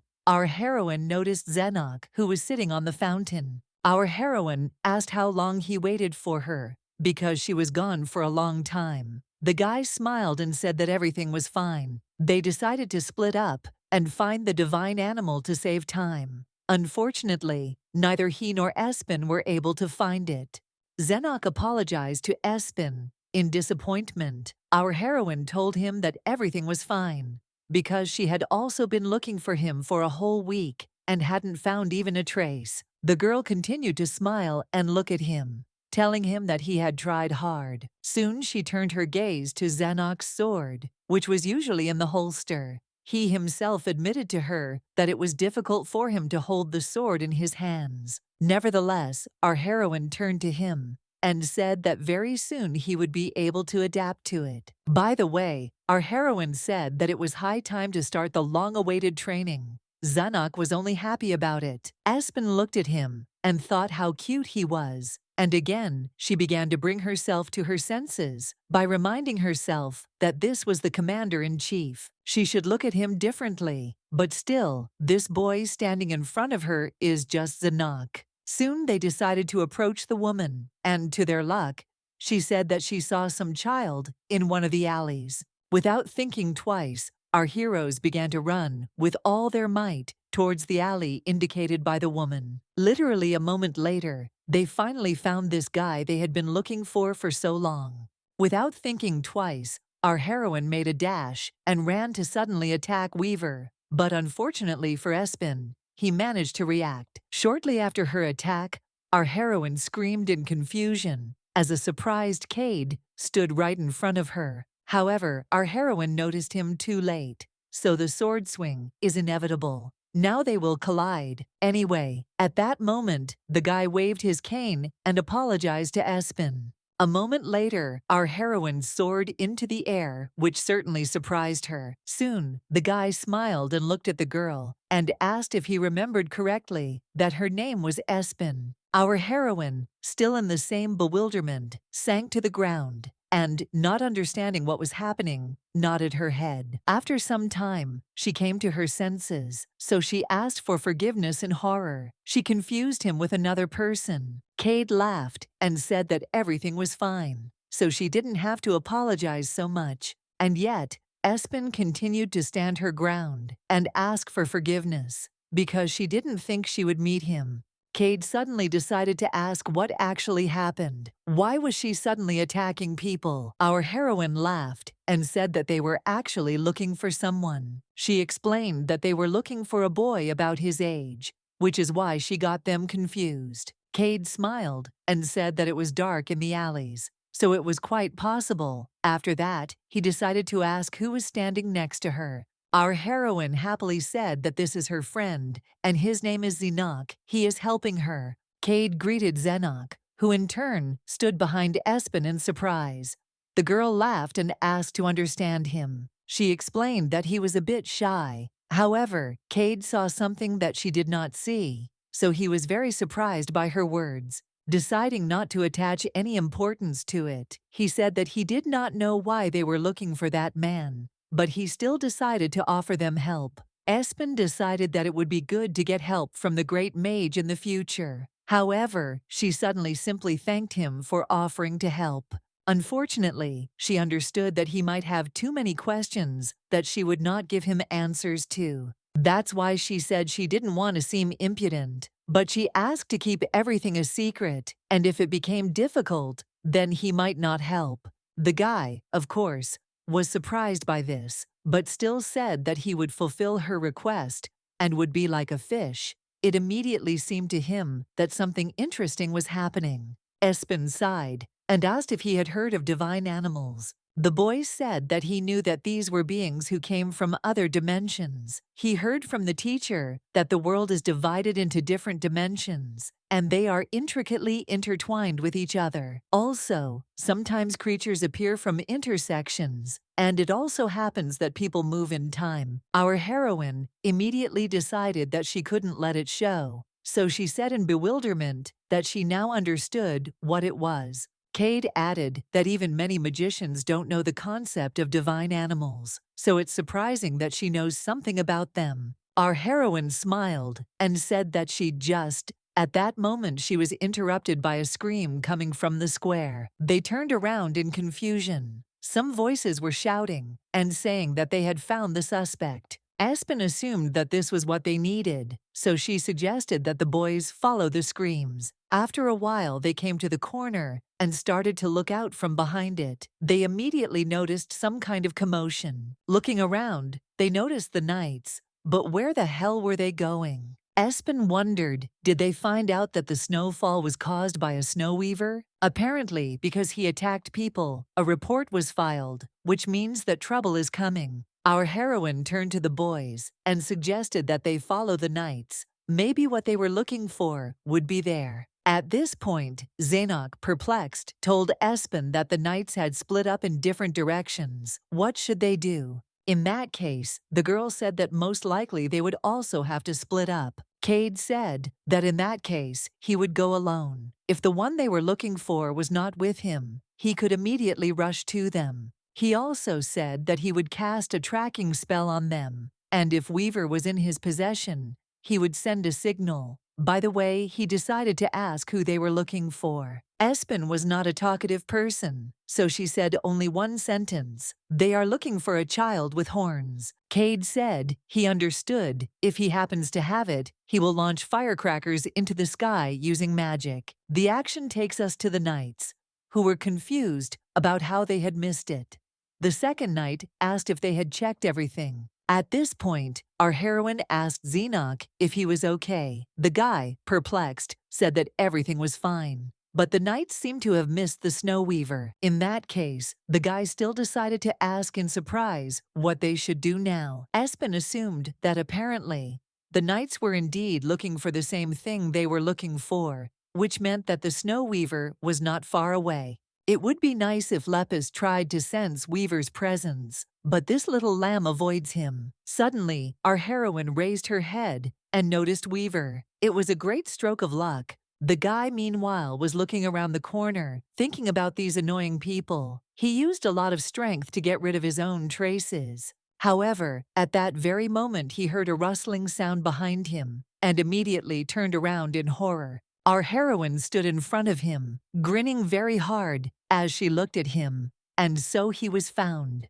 Of course, the first thing Weaver decided to do was try to escape, but Espen immediately told him that he would not leave so easily. The girl did a somersault, and in a moment she found herself in front of him. Our heroine smiled, and looking at Weaver told him that, as she had said earlier, he could not hide from her. The guy understood that he should under no circumstances fall into the hands of this girl. In just a moment, it turned into a huge ice floe that hung in the air. Espen knew it was a real disaster, because if the ice floe fell, those people might notice it. No doubt the knights would come here in that case. Eventually, these people will capture the snow weaver. The guy, meanwhile, was not in a very positive mood, so he told our heroine that if she did not leave, he would kill her. Espen sighed heavily, realizing that she had no choice. She couldn't make too much noise, so she would have to eliminate him silently. However, she only has one chance. At that very moment, our heroine flew past the ice floe and made one precise swing of her sword. A moment later, she pulled him out, telling him that he had certainly been distracted for nothing. Knocking him to the ground, she raised her blade and pointed it at him. However, Weaver was not about to give up. Our heroine, looking at him, did not really understand what was happening to him, because for some reason he began to get angry. Weaver suddenly said that he would destroy her because he was tired of enduring this. Espen asked him why he hated her so much. Weaver asked if she was asking that because she really didn't know. However, at that moment, Zenok called out to Espen, saying that the knights were already on their way here. Our heroine understood that things were bad for them, and the situation was definitely getting out of control. At that very moment, Cade appeared above them, finally able to find them. The guy smiled and asked if they needed help. Our heroine screamed that they absolutely needed it. Meanwhile, the knights had just arrived at the scene of the incident they had been told about, but there was no one there. However, one of them said that he definitely heard a noise coming from here. They must have imagined it, so they decided to check elsewhere. Cade smiled again and said that everything was ready. She wanted them not to be discovered, as far as he understood, right? Espen asked the mage if the people outside the barrier wouldn't hear them. The guy said that was true. In that case, she took out her blade, because she could use her power to the fullest extent with peace of mind. Cade immediately realized in confusion that this was a sword master who possessed unusual strength for her age. Or maybe she was some kind of genius. After some time, Weaver was once again captured and tied with a rope. Before the battle, Espen looked much more depressed than she did now.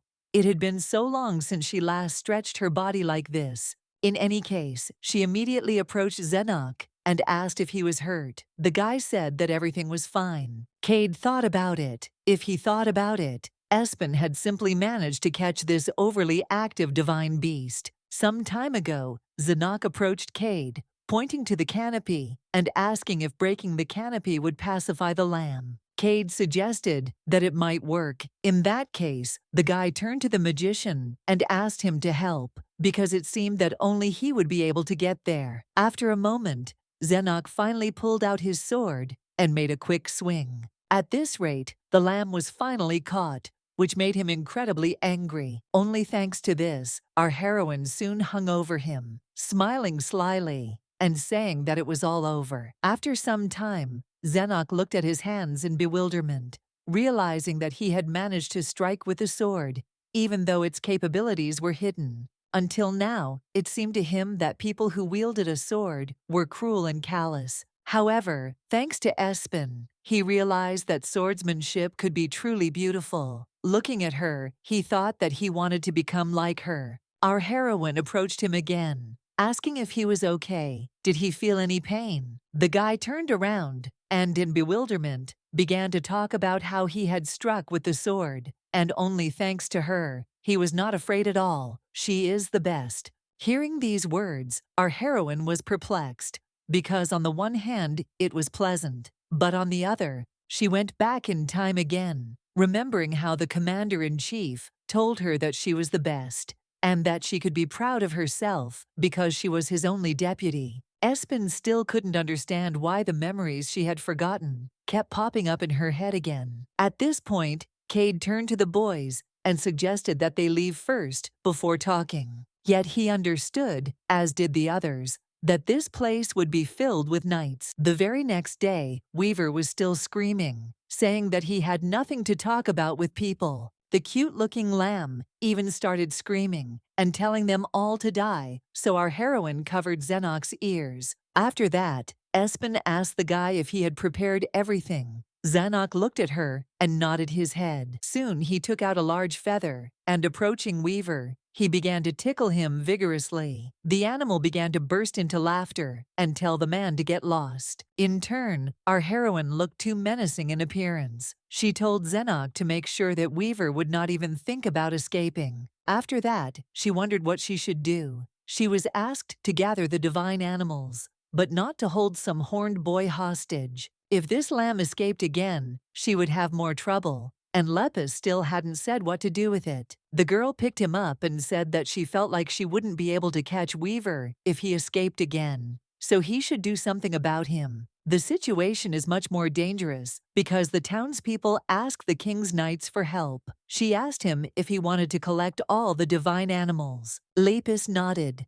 Espen then asked him to promise to be honest with her and answer everything she asked. He wouldn't stalk her forever, would he? Lepus nodded again. Our heroine was very glad that he still understood her, so she hugged him. After a while, the girl approached the boisterous Weaver, who was muttering incessantly about something. Seeing Espen, the guy started screaming again and asking to finish him off. Otherwise, he would run away again. Our heroine looked at him in bewilderment and asked if he really didn't mind if they killed him. The guy asked again in confusion. Espen told him that in that case, she would ask Lepus if she could kill Weaver. Weaver narrowed his eyes, certain that Lepus would give the go-ahead. However, at that very moment, a puzzled Lepus appeared and said that he would not allow the Snow Weaver to be killed. Our heroine looked at Lepus in confusion and asked what if Weaver escaped again. The divine animal said that in that case, he would have to be caught again. Weaver couldn't believe his ears, so he asked, a little puzzled, if Lepus didn't hate him. Our heroine looked at him and asked if he really hated him. Lepus said that was nonsense, and he never hated him. Espen then suggested giving Weaver to the royal knights. After all, if he ran away again, they could catch him and make shashlik out of him. Lepus, however, said that this would not work because Weaver had to return home alive. Weaver didn't understand what was happening. He even had the feeling that Lepus was thinking about him. Our heroine approached the prisoner and said that although she had not known this pig rabbit for very long, but still, as she began to squeeze him, she said that she felt like he really cared about him. Soon after these words, for some unknown reason, Weaver turned into an animal and rushed into Espen's arms. Our heroine certainly didn't really understand what was going on, but she still hugged him back and asked him to stop crying. At that moment, Cade approached them, clapped and congratulated them on the truce. Once the problem was solved, the magician asked if he could ask this strange rabbit something. The action moves forward a week. From that moment on, it no longer snowed, the weather recovered and everything became fine. And our heroine finally began training Zenok in the art of swordsmanship. We are just transported to one of the trainings our heroine told Zenok to hold on for another 10 minutes. Since the boy was afraid of swords, the training began with him simply getting used to the weapon. She suddenly wondered how he had managed to break the canopy a week ago. Anyway, she put that thought aside for now. She turned to Zenok and told him he could rest. Weaver, perplexed, turned to the person, namely Espen, and said that she was a great teacher. By the way, he has been living with them since the moment of capture. The maid's sister received the new lodger in a very strange way. She was very glad that their master had another friend. At this point, Weaver said that this guy is weak. The guy, perplexed, began to refute this and say that this is nonsense because he is not weak. At this time, our heroine was watching them, but nevertheless, her thoughts were still occupied with something else. Before this, Kate asked her if this rabbit really told her to catch the divine animal. He also suggested that this was the reason she stayed at Zenok's house. Our heroine said that she simply had no place to sleep. Kate suddenly looked at her in surprise and asked if she would like to come to the dorm where he was staying. He could help her find other creatures if there were any nearby. He also said that his teacher would be able to help her. From time to time, Espen understood that Cade's teacher was the one who would make the boy a great magician. Still, it was really not bad and looked like very good conditions. But at this point, Zenok intervened. The guy, perplexed, began to tell the girl to stay and live with him. He grabbed our heroine by the hand and asked if she could stay next to him. Espen blushed incredibly from all this. The main thing for her was to control herself and not forget that the commander-in-chief was standing in front of her. The girl laughed and told Cade that she wouldn't be able to move into the dorm. The magician then said that they would see each other next time. She herself understood that this was right, because she had to teach Zenok in exchange for him, allowing her to live with him. By the way, she suddenly wondered where the next divine animal was. Meanwhile, a certain creature standing in front of the gate began to sense the smell of Snow Weaver coming from there. The next day, our heroine asked Cade in bewilderment if the magician would really arrive here. The guy said that the Lord himself personally sent the request, because it looks like due to the snow situation, he will come to the city to investigate. Our heroine was at a loss. She didn't know what to do or what to do now, because a magician from the Heavenly Knightly Order would arrive here. Cade walked up to her and patted her on the shoulder, asking her not to worry so much. If he fails to find the divine lamb, the situation will soon calm down. At that moment, Weaver took out an ice cube, telling the man that if this magician even tried to offend her, he would immediately give him an ice cube. At that very moment, the guys suddenly fell silent. Weaver himself suddenly said that he wasn't particularly sure that he would succeed. Weavy. This is now the nickname of the Snow Weaver, and they came up with it to call him more affectionately. As soon as this little one moved in with them, she asked if he knew anything about other divine animals, but in response, he only shook his head. It turns out that he hadn't even seen other animals, but it would be good for her to know at least something. After thinking for a bit, the guy said that as soon as he woke up in this world, there were 3 of them. Our heroine asked him again in surprise, to which he said that he clearly remembered the green meadow on which they lay. One of them ran away, saying that he wanted to see lightning, but the second one really wanted to find flowers. Weavy smiled and said that he was the only one left in the city because he felt it. Our heroine immediately realized that the divine animals had scattered in all directions, which meant that they needed to look outside the city. How difficult. The action moves to the palace. The man asks in surprise if the Duke's son has returned yet. The butler said that it had been a long time since he had last been seen here. He also added that the teacher who works with Zenok said that he had not seen the boy for a long time. Lord Espen was incredibly unhappy about this, so he said outright that it was very bad. Duke Black Knight's offspring is a stupid boy, and he was told to look after him. Moreover, the man even said that if he succeeded in making a warrior out of his son, he would generously reward him. Espen even hired a teacher who asked for a lot of money in order to teach Zenok. He immediately ordered the boy and the teacher to be called. The butler asked again in surprise. The man said that he had to take control of the situation, otherwise nothing would work out. Meanwhile, Cade returned to his place, but Zenok began to train hard. The boy soon stood up and asked Espen in surprise, who taught her the art of swordsmanship. Our heroine smiled and told him that she was born talented. The guy looked at her with admiration, saying that it was cool.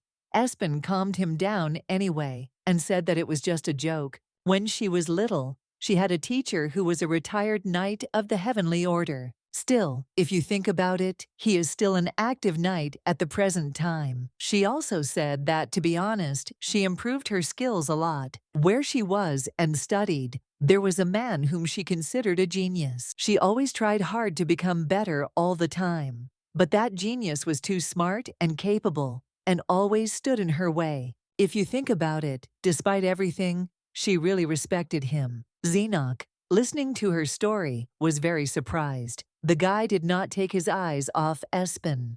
Taking a step towards her, he asked the question that interested him most.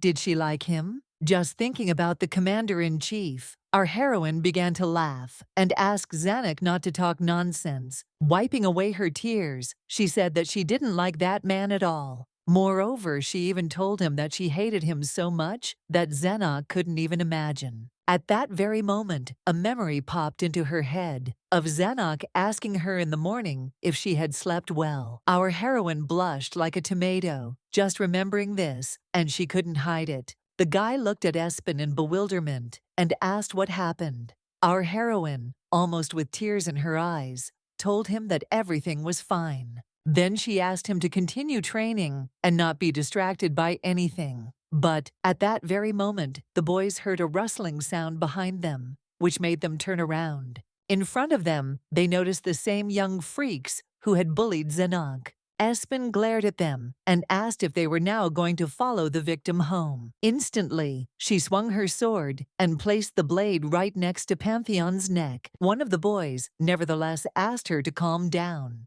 because they came here to convey the teacher's message. Our heroine asked again, and Pantheon said that she heard everything correctly. Looking at Zenok, the guy said that the teacher was looking for him. Espen immediately remembered how the guy said that this man came from far away and he was also a famous knight. But still, she knew that teacher Zenok was definitely not the type to talk. In any case, the situation looked too unusual, so it was necessary to think about what to do. Espen still put away her sword and asked how she could believe that they were telling the truth. After all, she decided to remind them that they were mocking Zenok. One of them started shouting and saying that they weren't lying, but Pantheon immediately shut him up.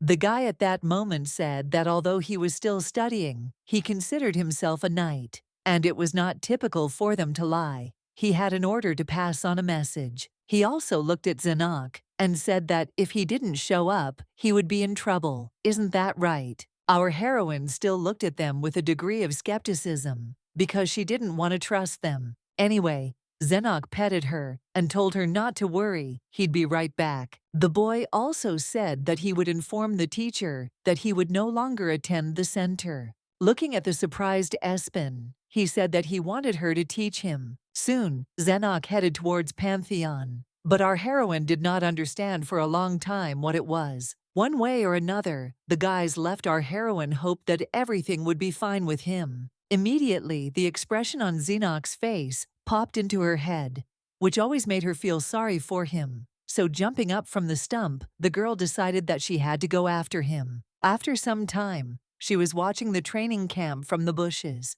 Espen wondered if she could slip inside or if she could do it quietly. Lepis suddenly asked Espen if she wanted to hide her presence. Our heroine, perplexed, said that she wanted to Lepis, then said that he would help her with this. Our heroine, however, did not understand what he was talking about, so she asked him, and Lepis replied that he could make her invisible. Espen was puzzled and asked why he was only talking about this now. Lepis admitted that he was too lazy. Espen told him to stop talking and get down to business. In a moment, everything was ready. Espen watched the squad and assumed that following Zenok was a good idea. However, after examining the entire area, our heroine was horrified to discover that Zenok's teacher was standing right now and scolding his student. Our heroine, watching this nightmare, could only remember her past. Likewise, near the teacher, Espen noticed another man standing nearby. It seems that this is Lord Aset. Count Aset, although he was subordinate to Duke Black Knight, had absolutely no influence or power. At this point, the teacher asked in surprise if Zenok was really going to leave. He had only said that he had decided to just take a rest. The teacher told him that he could not hope to train on his own. The Count also told him that at this rate he would be constantly beaten. Now our heroine finally understood the whole problem. The commander-in-chief was all alone all this time. Leafus decided to ask the girl what she ultimately decided to do. Do you need help? Espen said that she couldn't just watch this happen, so she should go and get Zenok. Leafus asked how she would do that. Looking down, she said he was right, because she couldn't do anything in this body. She had no money, no status. Still, she thought about it. It would be enough for her to become an adult. Lepus asked if the problem was really in the body. The divine animal said that if she really needed to become an adult, then he could fulfill her request. But for a while, Lepus said she could consider it a bonus for being able to catch the snow weaver. The teacher continued to scold Zenok. The boy, in turn, was thinking about what to do. How should he act, and would he be able to escape from here? The Lord suddenly said that he hoped that Zenok understood him perfectly. From tomorrow onwards, he was obliged to come to the center every day, and there should be no more objections. However, at that moment, our heroine came out, being in an adult body, and said that if he had no objections, then she did. Zenok, of course, recognized Espen in the woman's face, but he didn't understand what this was all about. Lord Aset was no less surprised, so looking at the girl, he asked who she was. Our heroine told him that she was the young master's guardian. Aset immediately assumed that, judging by her manner of speech and appearance, she was clearly an aristocrat. Could it be that the Duke had sent her? It was also at this point that the girl said that she was Zenok's swordsmanship teacher. Espen smiled, looking into the Lord's eyes, and told him that she was still much better at teaching. The teacher shouted in confusion and asked how he could trust a person he was seeing for the first time. Espen said that if he didn't believe, he could attack her. With incredible confidence in her eyes, our heroine told him that he could attack her to see the difference between them. The guy immediately noticed that she looked strong. He wouldn't be able to do anything to her, and in that case, the Count simply wouldn't pay him. Realizing that there would be no confrontation, our heroine took Zenok and led him along. The guy asked in surprise if it was Espen. The girl said that she would tell him everything later. Suddenly, the teacher turned to her and told her to wait. If she really was teaching the young master, then he had to show the results of his training. The teacher pointed at Pantheon and said that if Zenok could defeat his student, then he would accept defeat. Without a drop of doubt, our heroine said that she agreed.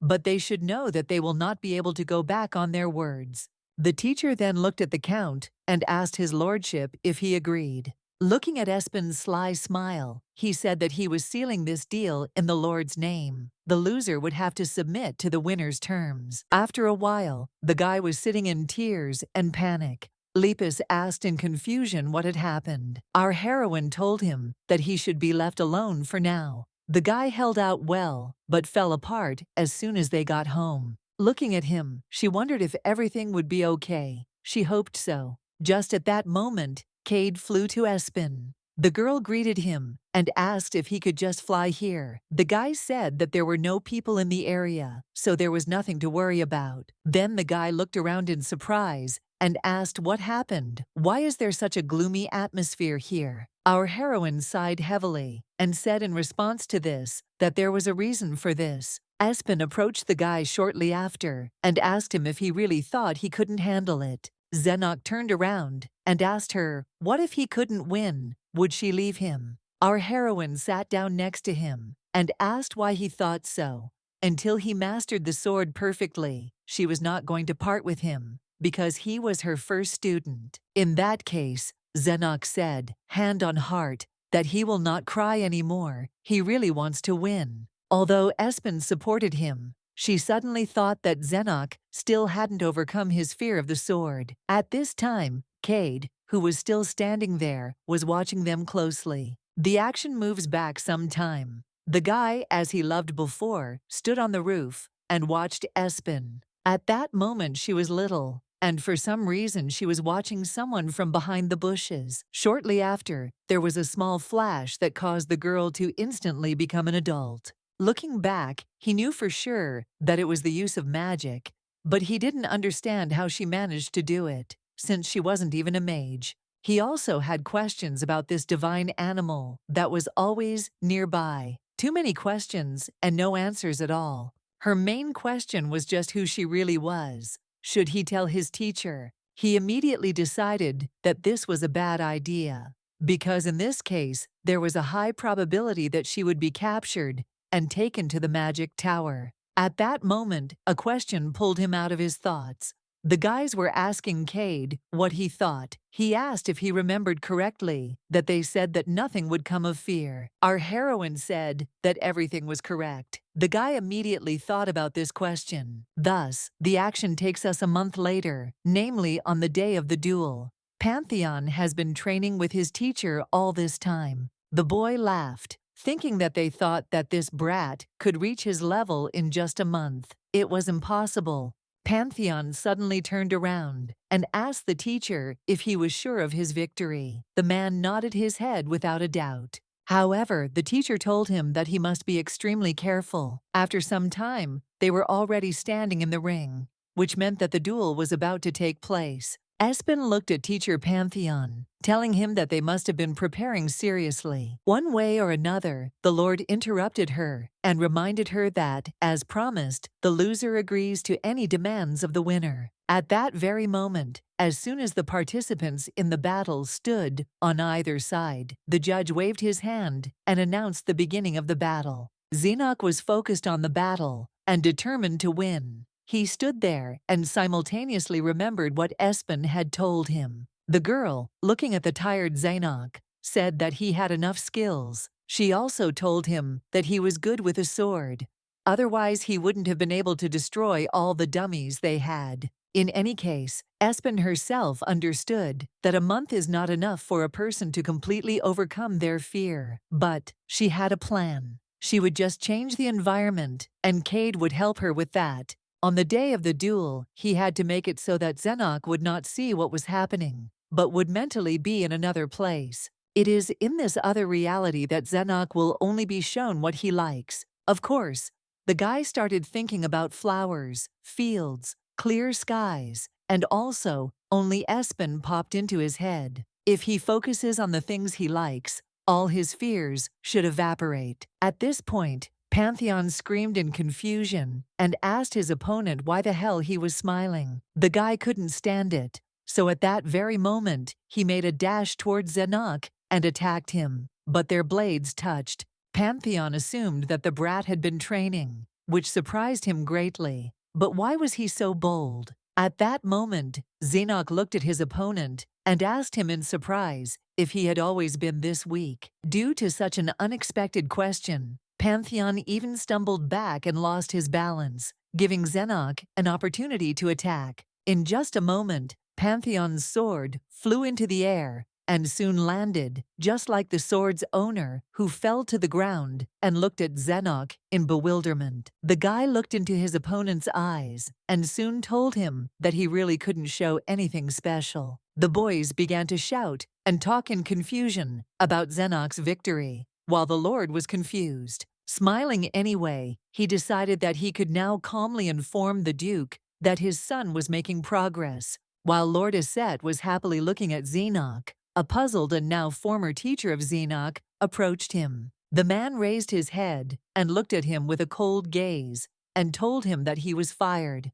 Right after the battle ended, Zenok was incredibly happy and excited, so he ran towards Espen. The action moves forward 18 years. The building of the Heavenly Knights. The knight sat down on the chair, saying that it would not take long to die like this. and all because of the worthless vice commander. The other guy agreed with him. They all wondered when the commanders-in-chief would stop doing God knows what. Of all of them, only the sorceress remained silent, silently listening to their nonsense. The knight suddenly asked if they had heard that the commander-in-chief had managed to catch a first-degree criminal. Since when had the commander mastered the sword so flawlessly? The guys assumed that he had been good with a sword since childhood, if not since birth. The guy was confused that no one knew the answer to this question.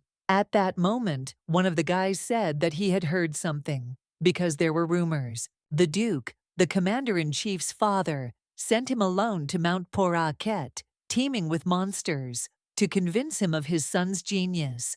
And from that moment on, he became an outstanding swordsman. The knight was shocked that the Duke had sent his son, despite the fact that he could have died. If anyone had to die, he wanted the vice commander to die. The magician, who continued to silently listen to all this nonsense, could not restrain herself. Chloe wondered where Espen had gone, as everyone around her was going crazy, and everything was getting weird. Meanwhile, the action moves to our heroes. At that time, Zenok still left the training center, and the former teacher was thrown out of his job. Our heroine assumed that he was probably still in shock, because it turned out that the teacher lied about his career. The fact that he was a knight from another country was also a lie. The teacher was bullied, and soon began to live as a hermit and wander around the village. However, everything was fine once everything calmed down, and this made Espen very happy. But what just jumped into the bush? Noticing this once again, Zenok was incredibly angry. Espen calmed him down, saying that she would talk to him herself. Our heroine approached the bushes, and looking at Pantheon, asked why he was always hanging around their house. Had he forgotten that they were not on the best of terms? The guy was just confused, and angrily asking where that night girl was.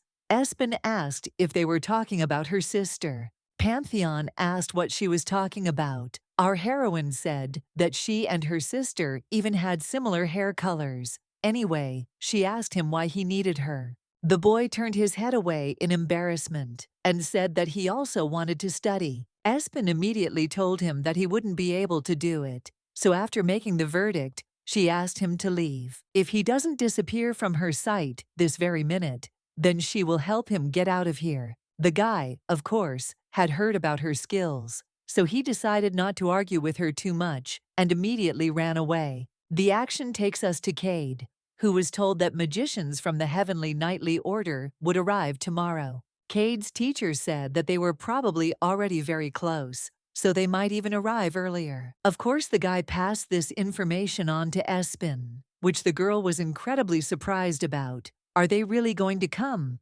Cade laughed and said that they would most likely come. Espen decided that what Weavy had done was not going to be left alone. By the way, will someone our heroine know arrive? Although there are hardly any of her acquaintances among the current members of the Heavenly Knightly Order. At this time, Lord Aset was greeting the guests, who had just arrived with a smile on his face. These guests were, of course, the gentlemen magicians. The dark-haired guy was Meseth, who was the 6th member of the Heavenly Knightly Order. The guy said that he came here to investigate the incident by order of His Majesty. He asked in surprise if the anomaly had occurred in this place or in another. The Lord told them that everything was so, but nothing strange happened anymore.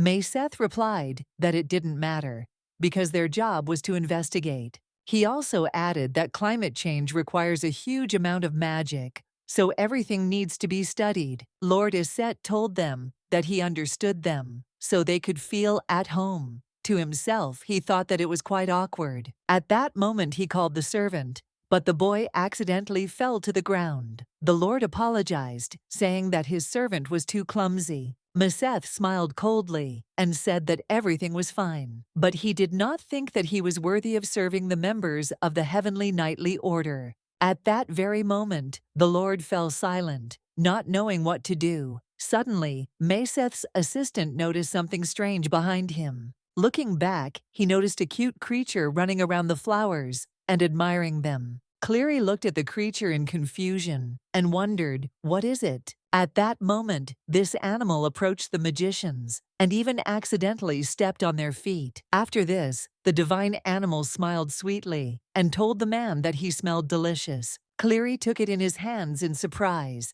and began to examine it closely. However, at that very moment, Maseth snatched the animal from his comrade's hands, asking what it was. Despite the animal's pleas to let him go, the man smiled madly and said that there was still something interesting in this area for him to explore. Meanwhile, the action takes us to our heroine, who cried out in bewilderment, saying what she remembered. The mages of the Heavenly Knightly Order, who were currently in action, were familiar to her, because one of these mages was Chloe's father. In turn, Chloe is a mage of the Heavenly Knightly Order, being in 10th place. She was Espen's only friend. Our heroine remembers how the girl told us that her father was in the order, and she studied hard to be like him. Chloe smiled and said that they even looked almost identical. Meanwhile, Lepus and Weavy were fooling around with each other when suddenly Lepus smelled something.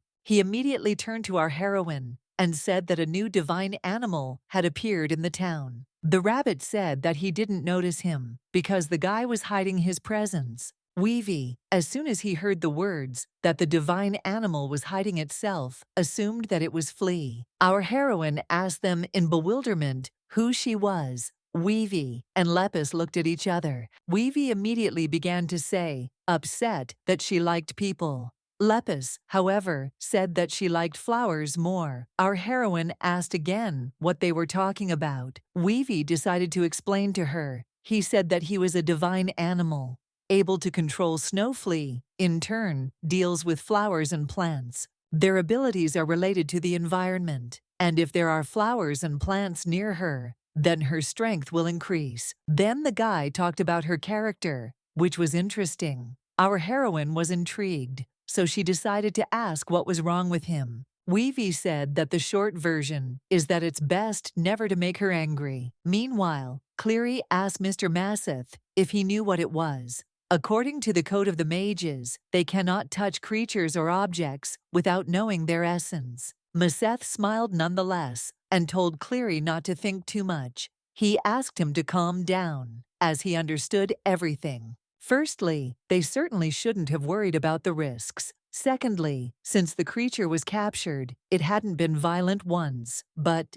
the man even said that he knew what it was. It was a divine animal, which was written about in their textbooks. Cleary said in surprise that he seemed to have heard something about them. But was Mr. Maseth really sure that this was a divine animal? The man asked Cleary if he remembered why they were called to this area. An abnormal climatic phenomenon. A lot of snow fell here, and this was in the summer. According to the scriptures, divine animals influence nature and climate, but they arrived here without suspecting that the anomalies were connected with them. Still, he asked to look at this creature, saying that they had living proof in their hands. Putting his hand on Cleary's shoulder, Mr. Maseth told him that they had made a great discovery, or rather, would make one. He asked them to just imagine how much magical power was hidden inside this creature. They would make history when they gutted this little beast. Maseth also asked not to forget that he is higher than Cleary in the hierarchy, so he reminds that he does not like it when he is contradicted. As soon as Maseth left,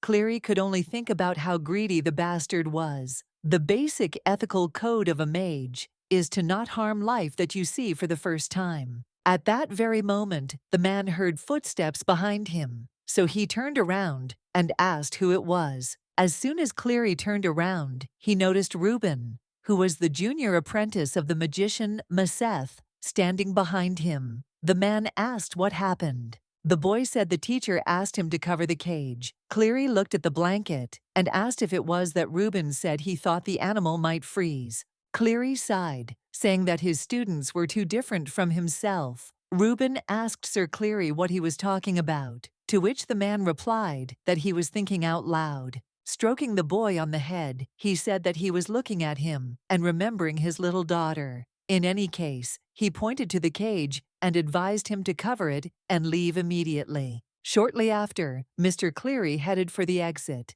leaving Reuben alone. At that moment, the guy thought that Mr. Cleary was a very good person who, unlike his teacher, did not hurt him. He even decided that it would be good to study magic with Mr. Cleary. He immediately came to his senses because it was impossible to desecrate the honor of his teacher. The guy soon took the blanket and went to the cage to cover the animal. At that moment, the animal looked at the guy and said that it was very nice of him. Reuben even threw the blanket out of his hands. The guy asked in bewilderment if she was really talking. However, at that moment, the divine animal looked at the boy and said that he smelled like grass. Soon after, she turned into a human and told the boy that she liked kind people like him. Smiling, she looked at the boy and asked him if he could help her. The guy screamed in bewilderment, and Flea, in turn, flew up to him and poked him in the nose. He instantly turned red as a tomato, which Flea noticed and told him about it. The guy, although stuttering, was able to ask this divine creature who she was. The girl smiled and told him that her name was Flea, and she was looking for her friends. She immediately asked him if he had seen any creatures like her. The guy said he hadn't, because he had only just arrived in the town. Flea immediately realized he was a stranger. In any case, Flea continued to smile sweetly and ask if a kind person would help her find her friends. The guy just wanted to say something, when suddenly at that moment, he heard a creaking door. Reuben turned around and was horrified that the teacher had decided to return so soon. The guy started telling the girl that he agreed, but before that he asked her to return to her previous form. Reuben told her that if the teacher saw that she had taken on human form, he could immediately begin experimenting on her. Flea decided not to argue with the man, so in a moment, she turned into a cute and fluffy animal. Soon the girl turned to Reuben and thanked the man for agreeing to help her. The action takes us to our heroes. Espen and Zenok went out into the field and looked into the forest. Our heroine soon said that this was the very place of their first meeting. They had not been here for a long time. Meanwhile, Weavy was telling Espen that Flea really likes trees and flowers. There was a very high probability that she was in a place with a lot of plants. However, at that moment, Lepus spoke to them and said that he had stopped feeling Flea again. All he knew was that she was somewhere on this planet. Zenok suddenly suggested that they search in this forest. What if she is in it? Weavy agreed, saying that it is quite possible. Soon they set off into the forest. Espen was glad they were on the trail. But where the hell were they going to find the divine animal? Incidentally, at that moment she looked at Zenok in surprise and wondered, had he always been so tall? In any case, the girl asked him to search in those areas. In turn, she told Weavy and Lepus to go in the other direction. After a while, everyone was busy, trying to find Flea in any place they could hide. Zenok would never have thought that together, where he met Espen, they would be looking for the divine animal together. The guy at that moment approached her and asked if she had a last name. Espen asked him again in surprise. The girl immediately remembered the past, in which she still lived in the estate with her family, before everything that happened. The girl said that only aristocrats have status, and accordingly, a surname, and she is a commoner. Her answer upset him a little, but he still approached her and asked her in surprise how she felt about a wedding between commoners and aristocrats. Espen, of course, was a little surprised by such an abrupt question, but said that if a couple likes each other, then she does not see a problem. But why did he suddenly ask her about it? One way or another, having heard the answer from Espen, the guy was incredibly happy, and at that moment, his eyes even sparkled. The action, meanwhile, takes us to Weavy and Lepus, who was talking about how she doesn't understand hints at all. Anyway, at that moment, Zenok told Espen that he wanted to know about her homeland. The girl asked why so suddenly. The guy looked away, saying that he still didn't really know anything about her, so he would like to get to know her more. Espen knew she had to give some kind of answer to his question, but it was still difficult to do so. Moments from her past, in which she lay defenseless on the ground, began to appear before her eyes again. While she couldn't do anything, her estate, or rather her parents' estate, was simply burning to the ground. Returning from these terrible memories, the girl said that her relatives were very far from here. Anyway, she decided to change the subject, saying that she felt like the divine animal wasn't there, so it was time to go back. Having already set off back, our heroine thought that they would most likely need Cade's help. The action moves to the city where the guys finally met. Looking at Weavy, the girl asked if they had found anything, maybe some clues. Weavy just shook his head. Espen assumed then that Flea wasn't in the forest at all, or maybe very deep in it. Weavy suddenly asked the man what was for dinner tonight. However, at that moment, shouts began to be heard in front of them. Someone was shouting and saying that it would be better to help them think. The man, by the way, did not particularly notice what was happening in front of him, so he crashed into Espen simply because he did not notice her. The man, perplexed, grabbed the girl and prevented her from falling, and then apologized and asked if she was okay. Our heroine, as soon as she opened her eyes, noticed a man in front of her who looked very much like Chloe. Cleary, meanwhile, asked Espen if she was hurt. In any case, he is a mage with healing magic. At that moment, the man raised his wand and used magic on Espen. A few seconds later, he asked the unknown girl if she was feeling better. Espen was still confused, but she was still able to say that she was feeling better. Cleary was very happy to hear this, but still apologized again. He was in a hurry anyway, so he wouldn't look after her at all. Turning his head back, he told her that if she had any pain again, she could come to the Lord's castle, and his name was Cleary. Finally, he stroked her head, telling her that she was cute and that his daughter was about the same age. After that, he left, but at the same time, he continued waving his hand for a long time. Zenok looked at Espen in surprise, thinking that this was the first time he saw her like this. Despite our heroine being depressed, Weavy approached her with a very important question. He asked the man where they would eat. Zenok still decided to ask what happened, to which the girl said that everything was fine. He just met a person she knew. Without thinking twice, she suggested that he follow this mage. Zenok wasn't particularly against it. Weavy, confused, began to scream and remind people about food. Our heroine asked him to be patient a little, and soon they would return home to eat. Meanwhile, our heroine still followed the two magicians, and strangely enough, they came to the Lord's castle. Also, looking at Cleary and the man standing next to her, she noticed their robes, which undoubtedly indicated that they were royal mages. However, our heroine thought correctly, since this magician whom she met is indeed Chloe's father. However, reminiscing about the past, Chloe told Espen that her dad died when she was a child. He went to work and never came back. Our heroine realized with horror that she had now encountered one of the terrifying moments for a time traveler. Right now, she met a man who was dead in her past. She immediately wondered, was the incident that happened here the cause of Chloe's father's death? In any case, she said it was time to go back. Our heroes immediately headed home, but Lepus, for some unknown reason, thoughtfully watched the palace. They eventually returned home and told Cade about meeting the royal mages, which surprised him. Soon the guys said that if these magicians were located in the Lord's castle, then everything was clear. Our heroine asked him again in surprise. Cade explained that right now there was a very powerful energy coming from the palace, which he felt. Usually, mages who come on business are housed in ordinary houses, but this time everything was different. The guy immediately said that he was sure that something or someone was being hidden in the Lord's castle. Espen immediately decided to guess who it was.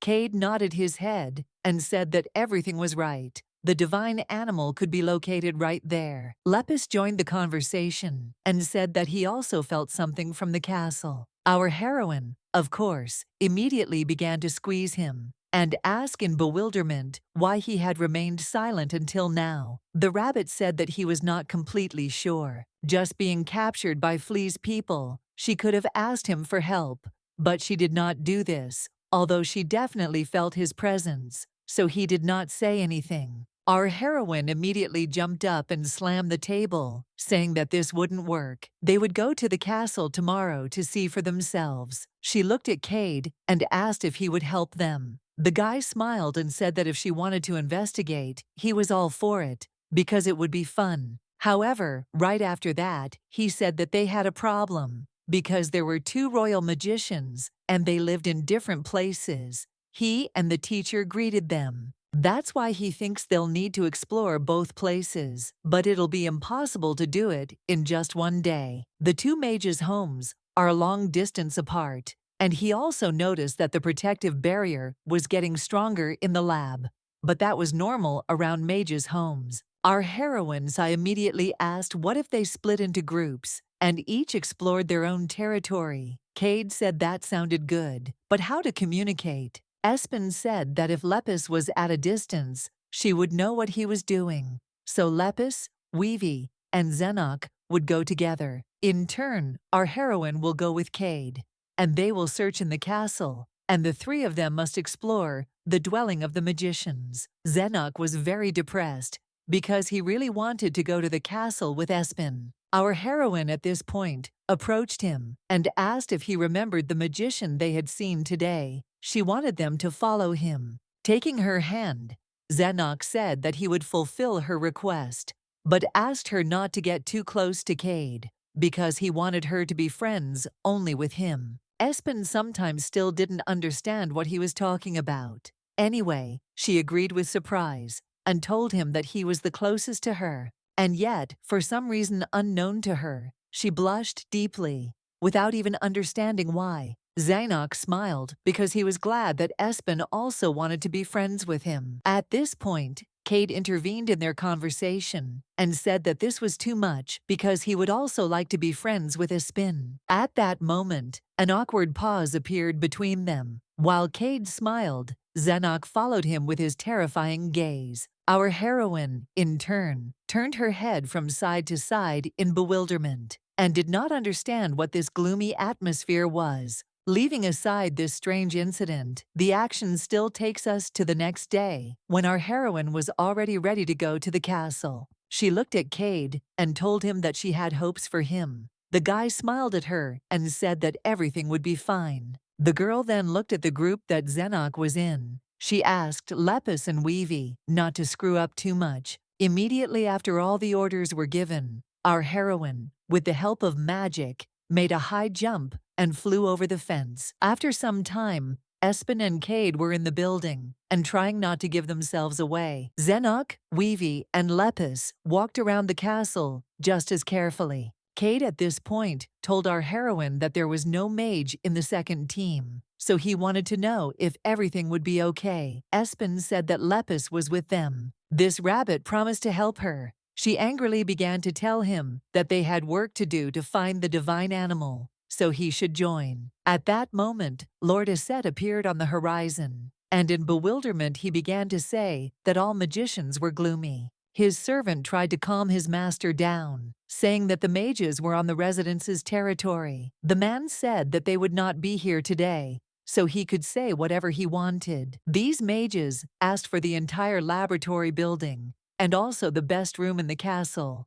so he had to give up his damn royal mages. After that, he asked the servant if there was any news from the Black Knights. Espen was incredibly shocked to hear this. The servant said that there was no news. After some time, they came to a certain place. Our heroine dared to assume that this place was the laboratory. Without thinking twice, she suggested going there, so they immediately headed there. But suddenly, Espen stopped Cade, saying that there was a magical barrier here that couldn't be easily passed through. He explained that as soon as they entered the barrier zone, an alarm would go off. He could do something, but Espen would have to remain under invisibility magic for now. At that very moment, our heroine heard someone's voices nearby, so she decided to listen. The aristocrats said that it was difficult with the mages, and that they hoped that they would leave soon. They also noticed that at night, the cries of animals could be heard from the laboratory.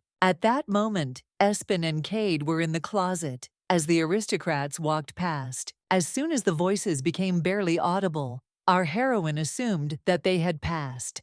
The girl asked Cade if he could use his magic here. However, raising her head, she noticed Cade standing close to her. Looking at his amber eyes in bewilderment, the girl said that they were very beautiful. The guy smiled and said that he was pleased, but nevertheless, she was also beautiful. In a moment, they were heading towards the lab.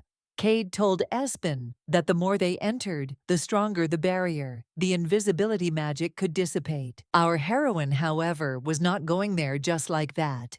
So she turned around and said that she had an idea. A couple of minutes later, she was standing there in the guise of a maid. If there is a risk of being caught, it is better to appear in this guise, and then they will be able to get out of it. In turn, Cade turned into a stately aristocrat who still looked very handsome. The guy immediately asked the girl how she liked the result. He was able to create an image that he had ever seen, so he chose the image of his father. In turn, she immediately understood about herself that this is how he saw her during the battle with Zenok, when Lepus made her an adult. However, at that moment, the guy said that in fact, it was not the first time he saw her in such a guise. He had already watched her from the sky, and she was very interesting to him. Looking at Espen, the man with the power, he asked where she came from. Why was she looking for the divine animals? Who was she? After touching her curls, the guy said that he wanted to know absolutely everything about her. Meanwhile, the action moves to the laboratory, where Ruben was looking after Flea, who really wanted to look at the flowers, so she wanted to go out.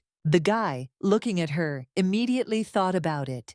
Each such question from her put him into a stupor. He didn't know what to do, because his teacher wasn't there, but he in turn said that he would leave for a while. Perhaps there was a connection between them. Will everything be okay? The guy decided to say that he could take her to the garden. Unfortunately, he wouldn't be able to take her outside the castle. Flea was happy that they could go for a walk, so she instantly turned into a human and said that it was time to have fun. After a while, they were in the garden. Ruben was watching Flea, who in turn was enjoying the green meadow. Soon, the girl began to create flowers around and scatter them in different directions. Ruben was now confused and delighted, so he immediately asked if it was magic. Flea told him that it was something similar to her. Meanwhile, the action takes us to Weavy and Lepus, who suddenly stare at the sky. Lepus immediately said that Flea had cut off contact,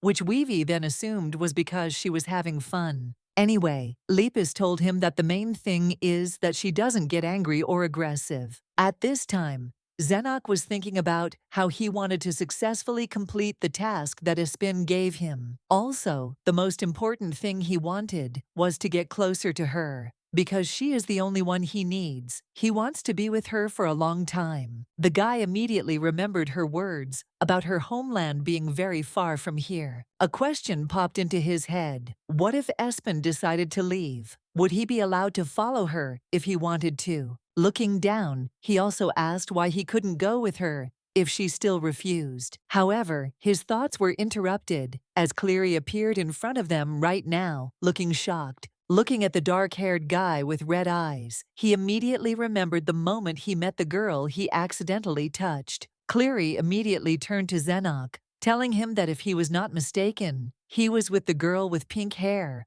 Was he right? Zenok, in turn, remembered Espen's words that mages have an excellent memory, so if he meets Cleary, he will recognize him for sure. But for such an occasion, our heroine has prepared something, so he will need to say something. At this point, the action takes us back to Ruben and Flea. They were weaving wreaths at this point. The boy suddenly looked at the girl and reminded her that she told him that she needed to find friends. However, Flea smiled and put the wreath on his head and said that everything was fine because she had already found them. She stared at the castle and said that perhaps they were in the city, or maybe even in this castle. Ruben looked at her in surprise and asked if she missed them. The girl came up to him and told him not to think about anything else, because now she enjoyed spending time with him. The guy was very happy to hear this. However, at this point, he decided to start talking about what if he took her outside the castle.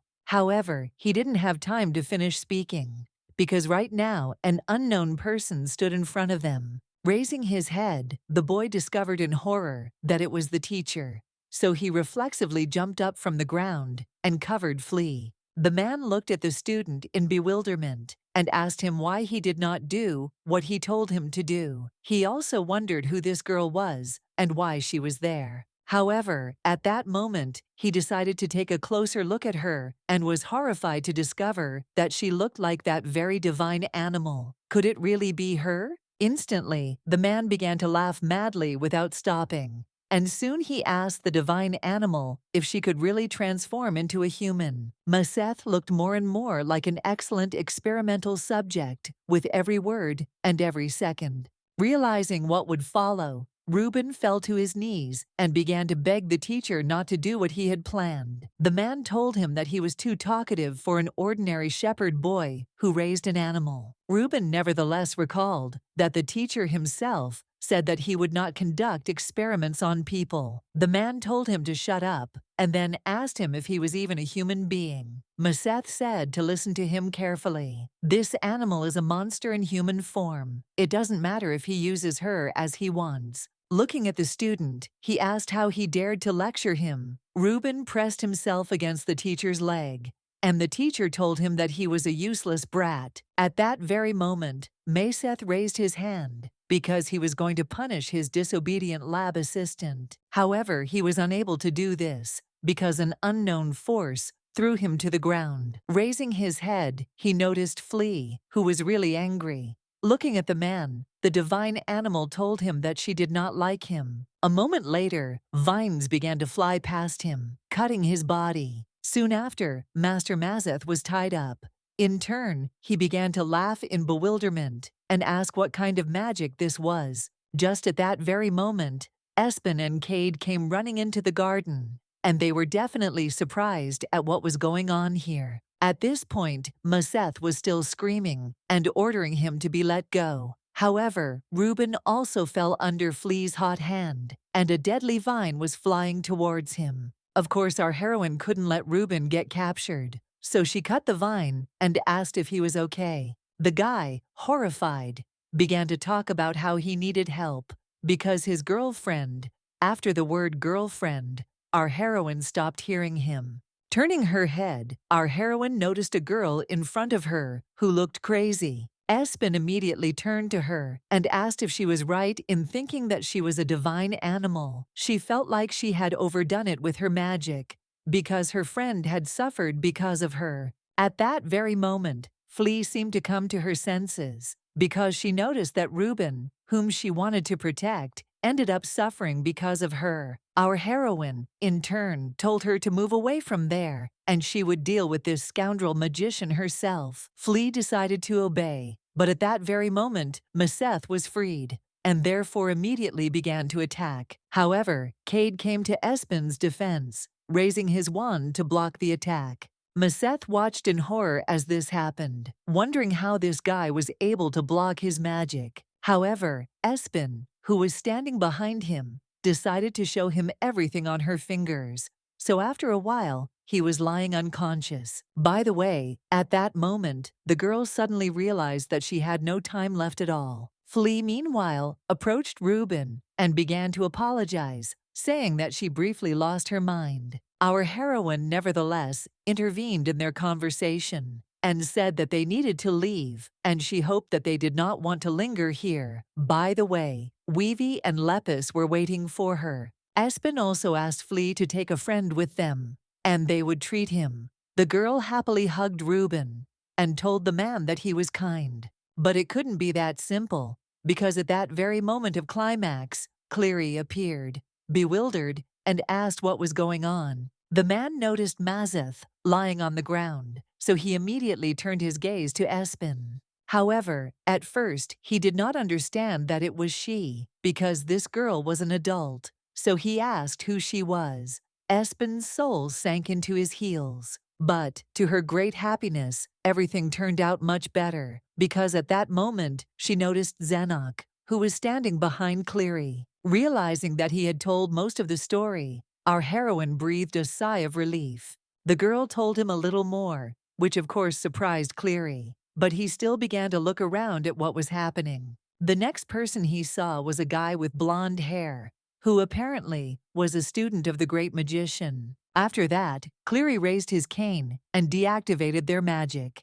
Cade laughed, saying that they were found out. However, Cleary was not amused, so the man warned them that if they did not reveal their identities, he would have to report them as trespassers. Our heroine was surprised by these words, because she had given Zenok the task to tell everything to Teacher Cleary if he met him. That's why the girl looked at the teacher in surprise and asked if they hadn't told him anything. They were Chloe's friends. The man sighed heavily, but soon after he invited the boys to go inside and talk. After a while, they found themselves at the same table, while Maseth was still tied up and lying on the floor. The divine beasts, in turn, finally recovered, although a few were still missing. At this moment, Cleary looked at Espen in surprise and asked if she was his daughter's friend. Our heroine confidently said yes, backing it up with the fact that she lived in Rost Field for some time. This, by the way, is the birthplace of Chloe.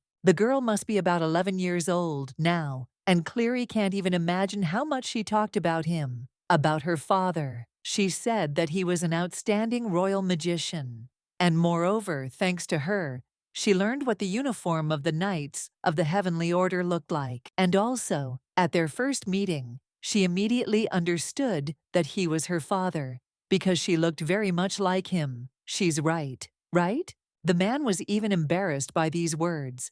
Everything was true, but Chloe is very shy, so he didn't know that she could say such things about him. However, our heroine said that if Cleary does not believe her, then she can tell him something that only he can know. Smiling, our heroine said that Chloe has a talent for magic, but she has not yet decided to reveal it, so she continues to live peacefully. Our heroine said that she and Chloe never had secrets. However, these words really did become the final ones. The man immediately realized that she was indeed friends with Chloe, but this could also be understood without even using lie detection magic. Espen was a little surprised, but she still remembered that Chloe's father was just as good at mental magic. She remembers Chloe telling her about it, and that her father can easily spot any lie. Espen knew that if Chloe hadn't told her about her father's skills, she would have been pulling the wool over his eyes. Anyway, the man at that moment asked if he understood correctly that they had entered here to save the divine animal. Espen said that it was true. Cleary then looked at her friend and asked if she had sent him to them so that he could help them if something happened. Our heroine laughed and said that he was thinking correctly. Besides, she thought that if he saw the other divine animals, he would believe in her good intentions. The man suddenly thought about it. He knew that Espen wasn't lying to him, but something still seemed strange. He didn't understand why. While talking to this little girl named Espen, he had the feeling that he was interrogating a knight. In any case, he still decided to ask them what they were going to do next. After all, Mr. Maseth, whom they met earlier, is by nature a very greedy person. If he takes a fancy to some interesting object, he will not let it go, even if he has to destroy them all with his own hands. Espen still didn't understand why he was hunting for divine animals. The guy said that they were informed that anomalous phenomena had occurred in this area. Espen said that she understood him, and soon after, she looked at Mr. Cleary in surprise and asked if he was interested in the power of divine animals. The man said he was not interested at all, and then he asked in confusion who Mr. Cleary was. He said they could just call him Uncle.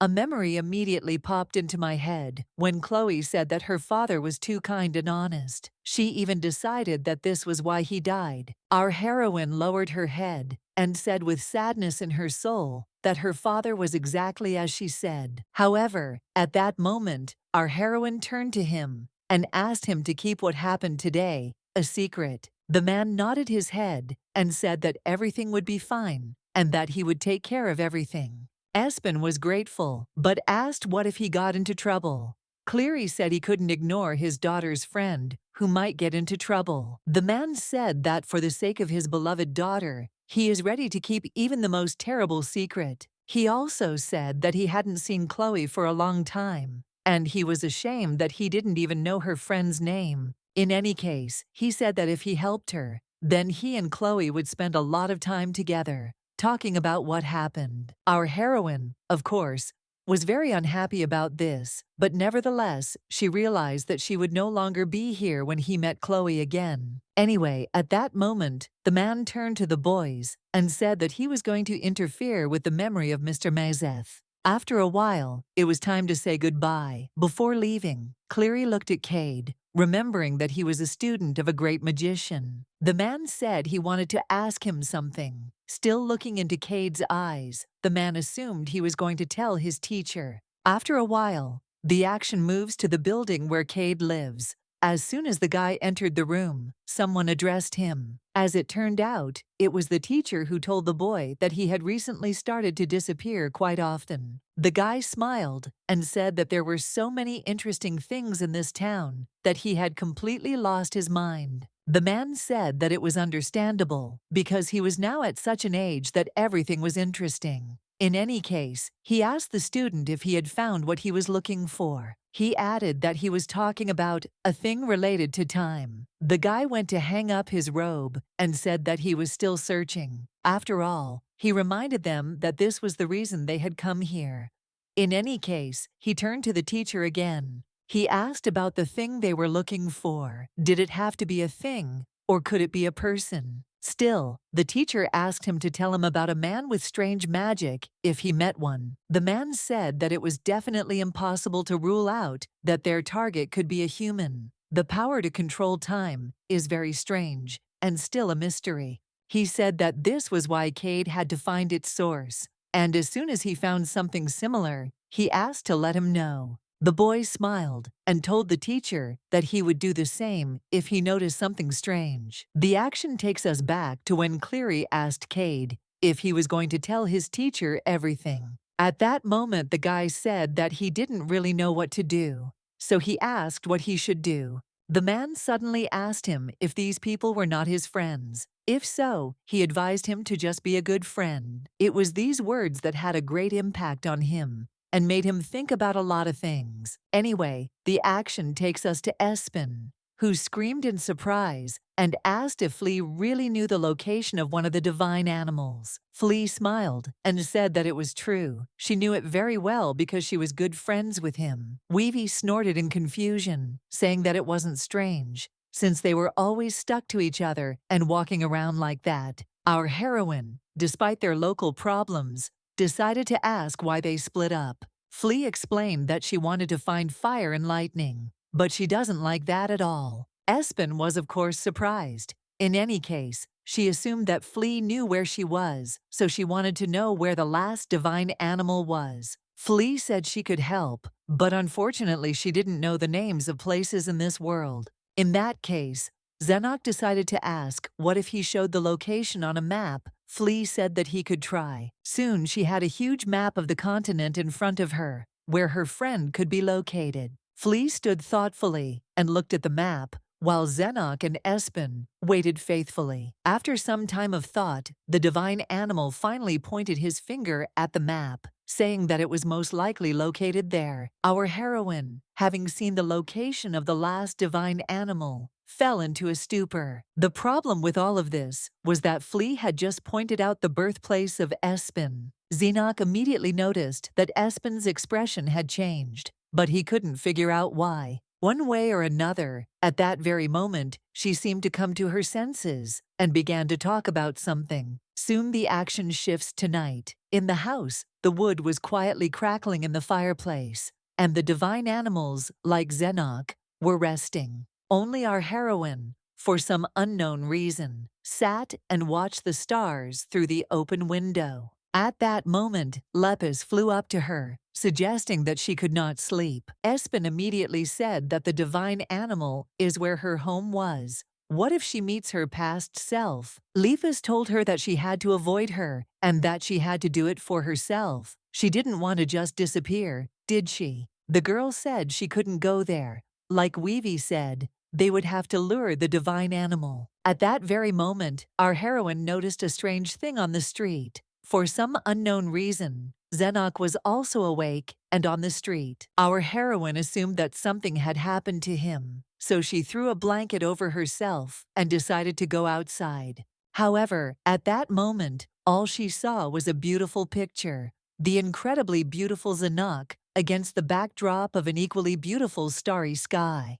Espen looked at him with admiration in her eyes and even fleetingly called him commander. Hearing someone's voice, the guy turned around in surprise and asked Espen what she was doing there. Espen laughed awkwardly, saying that she had accidentally said something wrong. Zenok was nonetheless surprised that she called him commander. It was strange. Anyway, our heroine looked at Zenok and asked why he wasn't sleeping. The guy said he has too many thoughts, so he sometimes goes outside to refresh himself. But what about her? Espen said that, to tell the truth, she couldn't sleep either. But when she saw him, all her thoughts disappeared. He scared her. At that moment, Zenok looked at the ground and asked Espen if she would leave here. Our heroine thought for a moment and soon said that this was not impossible, since there were no more divine animals here. At that point, the guy looked at her and asked if he could go with her. Espen said that he obviously couldn't do that. Zenok took her hand and asked why. The guy said that he doesn't want to break up with her, and moreover, he wants to follow her.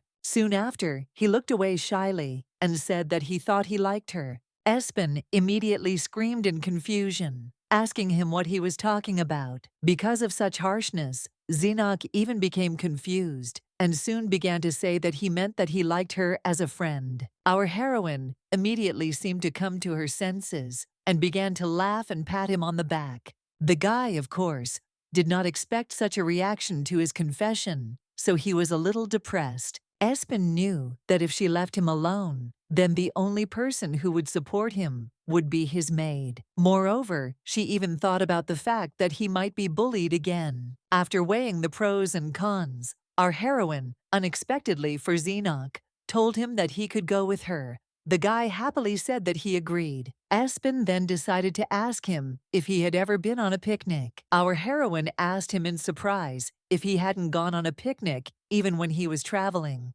The guy said it was true. The action shifts to the next morning.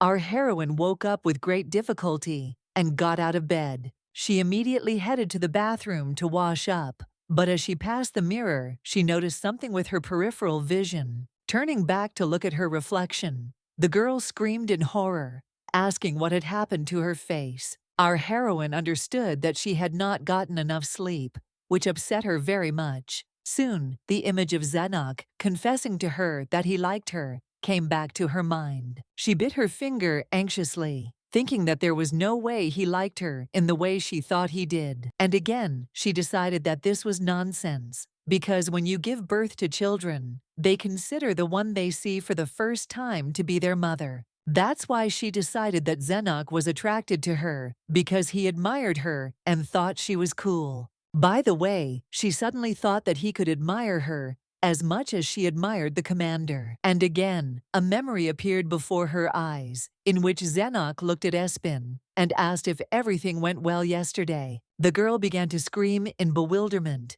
thinking about when these thoughts would disappear from her head. Meanwhile, Zenok was still looking thoughtfully at the floor, thinking about Espen calling him commander yesterday. He was sure that was what she had called him. Soon after, he drew two parallels, realizing that his father was the commander of the knights. The guy immediately looked at Weavy and asked him if he knew where Espen's homeland was. The lamb said that he didn't know, but Lepus in turn replied that he knew. He proudly said that Espen had previously lived in the capital. He was confident in his help. However, Zenok was perplexed and said that it was not her homeland. Lepus in turn said that it was not from me, because she lived there. Soon after a short pause, he added that she lived there until her death, of course. Zenok jumped up from his chair at this information and immediately asked Lepus what he was talking about, but the rabbit said that he couldn't tell him more. Meanwhile, the action moves to our heroine, who came to the village to meet Cade. By the way, they were just together, and the guy asked Espen in surprise if she was really going to leave the city. Espen told him that she was indeed planning to leave here for a short while, In any case, she took his hand and thanked him, saying that she didn't know if they would be able to meet, but he should know that he was a good friend. Soon after, they said goodbye, and Espen started to leave. But Cade suddenly stopped her. The boy remembered the words of the teacher, who told him that their target could even be a person. That's why, knowing that she was unusual, he asked her a question. Could he go with them? Meanwhile, the action moves to Zenok, who took out his suitcase, thinking that he needs to take the most important things on the road. At that very moment, the maid burst into the room, telling the gentleman that someone had arrived to see him. At that very moment, a guy entered the room, bowed before His Highness, and said that they had not seen each other for a long time. The action takes us again, but this time to the palace of Countess Set. The man was reading a letter lying on the table in horror. Soon, he ran to the servant with this letter and asked if what was written here was true. The guy said that most likely the Black Knight really did arrive at the estate. The action moves back a week to the Duchy of Black Knight. A man standing at the window asks if his son has finally distinguished himself. Cassian, also the second-ranking knight and second in command, said that it was so. The man was glad to hear this because he had already begun to think that this puppy was no longer good for anything. He soon said that, as far as he knew, Cleary and Maseth had gone to the Lord. Cassian told the commander again that he was right, as always. Zenok Black Knight stood before us, the Duke and current commander of the Heavenly Knightly Order. The man thought for a moment and looked into the distance. Soon he asked if he should visit his son. Cassian was very surprised by what he had just heard with his own ears, so he asked again in surprise. Zenok told him that he had heard everything correctly. He was going there, personally. It would take about a week on the roads. Meanwhile, Zenok stood in his house and read a letter that said that His Highness Duke Black Knight was on his way here. Nevertheless, the guy squeezed and threw the piece of paper on the ground. The maid asked the gentleman, in surprise, what had happened. The guy, in turn, told her to throw away the letter, and they would pretend that he had never received it. The action, meanwhile, takes us to the village, just at the moment when Cade asked if he could go with them. Our heroine asked him again in surprise, and also asked why he needed it. The guy said that he just wanted to be close. Espen still didn't understand why this was happening. At that very moment, Cade took her hand and pulled her towards him, saying that he liked her. Now our heroine was in incredible shock and completely lost touch with this world. She immediately started thinking, so it turns out that he is a magician who will confess his feelings to her in the future. Our heroine soon realized that this was nonsense, because he was just a child, just like Zenok. Espen smiled and assumed he meant that he liked her as a friend, right? The guy laughed and said that it was not like that at all. He liked her differently. He could even kiss her. The guy soon apologized, thinking that he should have said that he wanted to kiss her, or maybe he should have said nothing at all. Espen started screaming and telling him that he was too young and that he had too many hormones. The guy apologized again, assuming that she didn't like it at all. But in that case, he promised that he would improve for her sake. Immediately after this, he put her hand to his face and asked what kind of person she would like. Our heroine was shocked. She couldn't even imagine that the great magician was exactly like this in childhood. Espen told him that her type was definitely not like him. Cade laughed, saying that was very harsh. In any case, the guy asked to go with her. He was sure that he would be useful. After some time, the action moves to Zenok's home, who at that moment, in bewilderment, asks what happened. Espen introduced Cade, saying that he was the person joining their trip. The guy asked in confusion why they needed him. Espen said, in surprise, that she thought it would be more convenient with a magician. She also reminded them that they were going there alone, without adults, and Cade would help them resolve situations where they would need the presence of adults. Zenok then reminded her that she could become an adult herself. Just like back then, Espen said that was true, but sometimes they might need an ID. Just at that moment, Cade intervened in the conversation and said that this is exactly what he could do. In that case, Zenok also decided to use heavy artillery. The guy said that he could arrange a pass for them because he was a duke. Now it was a life or death competition, and also whether they needed Kate on the trip. The divine animals were not surprised that the human world was interesting. Flea was very curious about what would happen next. Espen suddenly asked if everything would be okay, because if he were outside the estate, his father would find out about everything.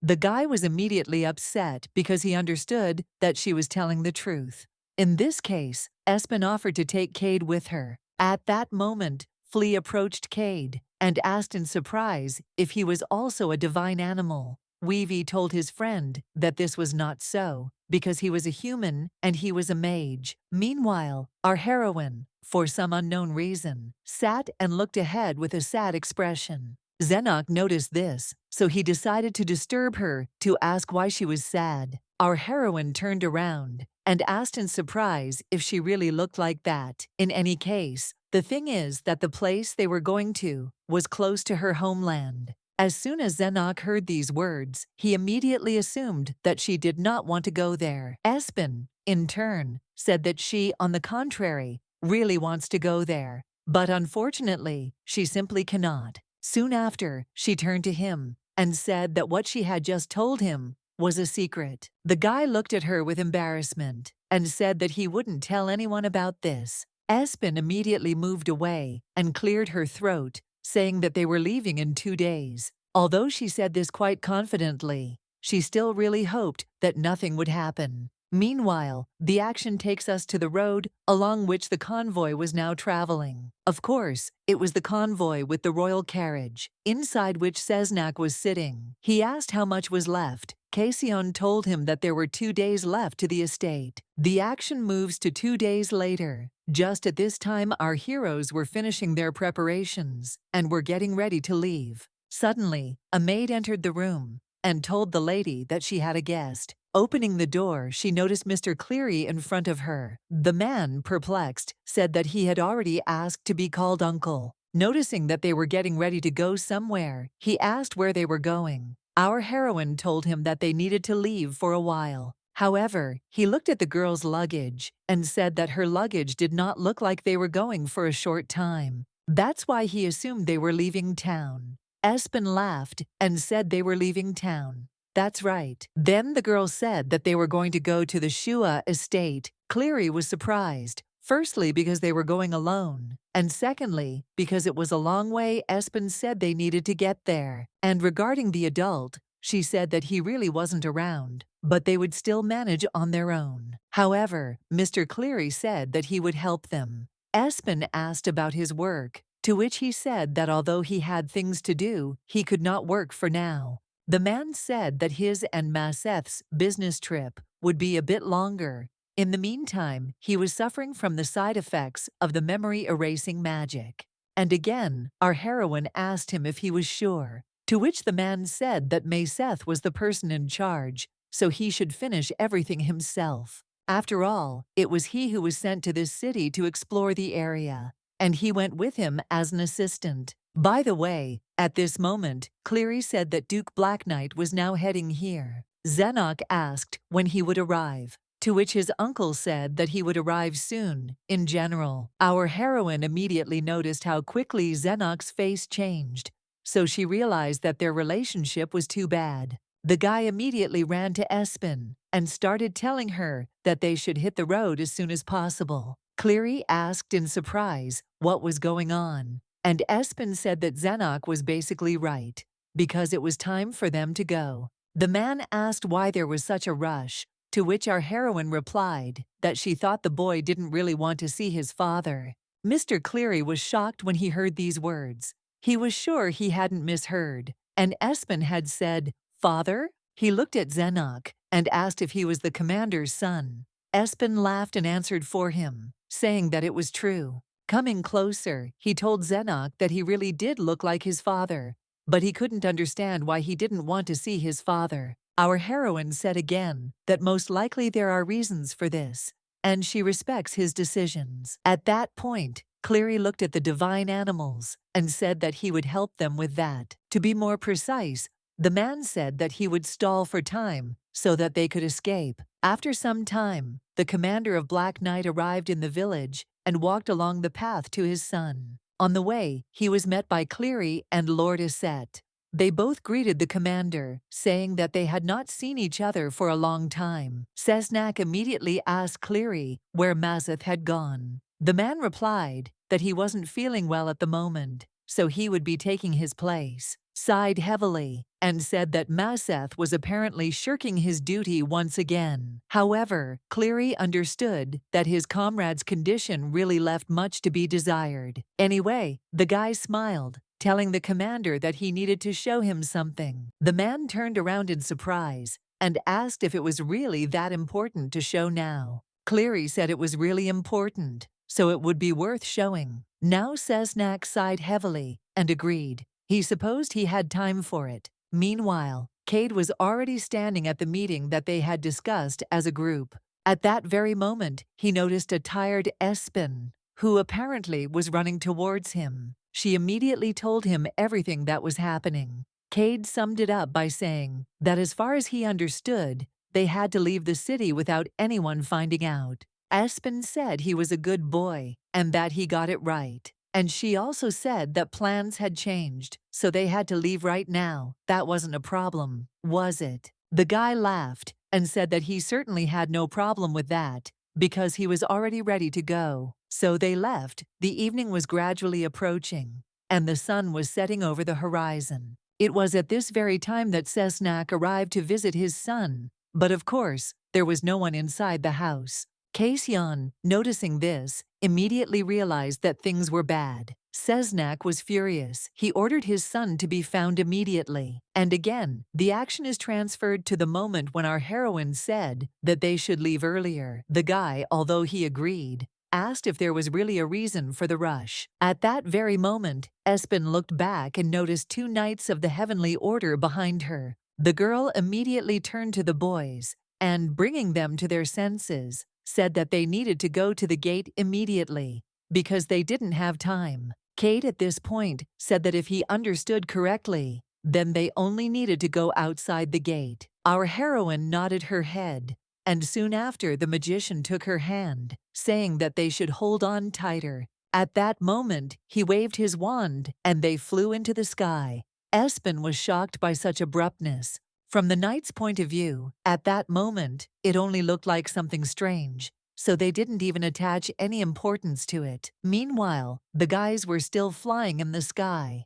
Espen was in incredible shock, but Zenok calmed down, because it turned out not to be as scary as he thought. However, he immediately remembered his father. He was sure that his father would soon realize that he was not in town and would get angry. Anyway, looking at Espen again, the guy decided that everything would be fine because she was nearby. Being in the sky and flying beyond the boundaries of this village, the boy was finally able to feel a sense of freedom. Espen is his savior, and he does not want to leave her side for a single step. Soon, the action takes us to the commander of Cessnack, who was perplexed by the fact that his son was not at the estate, but he sent the servants back to their homeland. Looking at Count Aset, he asked in surprise how he had managed to keep an eye on Zenok at all. At this time, Cleary was incredibly happy that he had bought some time for Espen and the others.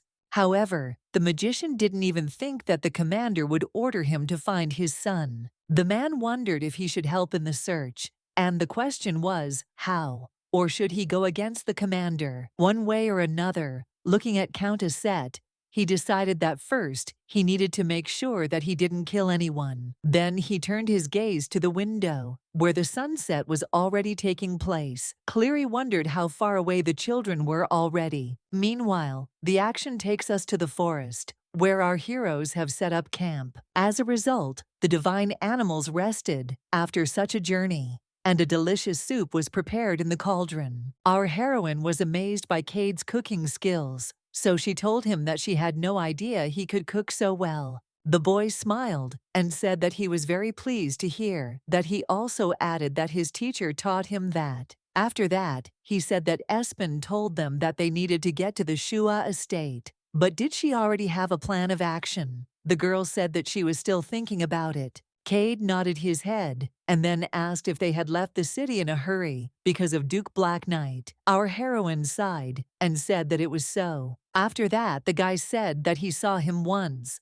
As far as he remembers, he was with the teacher then, and at that moment, the Duke was beating the man as if nothing had happened. At this time, Zenok and Lapis were peeling onions together, and they even started crying. Overall, it all happened on time. In any case, our heroine turned to Cade and told him that there are a lot of bad people in the world. Now our heroine understood that Zenok's character had changed due to her father's influence. Soon after, she sat down on the ground, saying that if a person has any problems, then there is always a reason for everything. Cade asked her in confusion if she had just found out about it. The guy told her that this is why you can't trust everyone you meet. You never know what a person is hiding. Our heroine looked at him in bewilderment and asked if he was talking about himself. The guy laughed and reminded her that he liked her. The girl snorted and asked him not to make her laugh. Cade asked why she didn't believe him, but the girl reminded him that the food was boiling.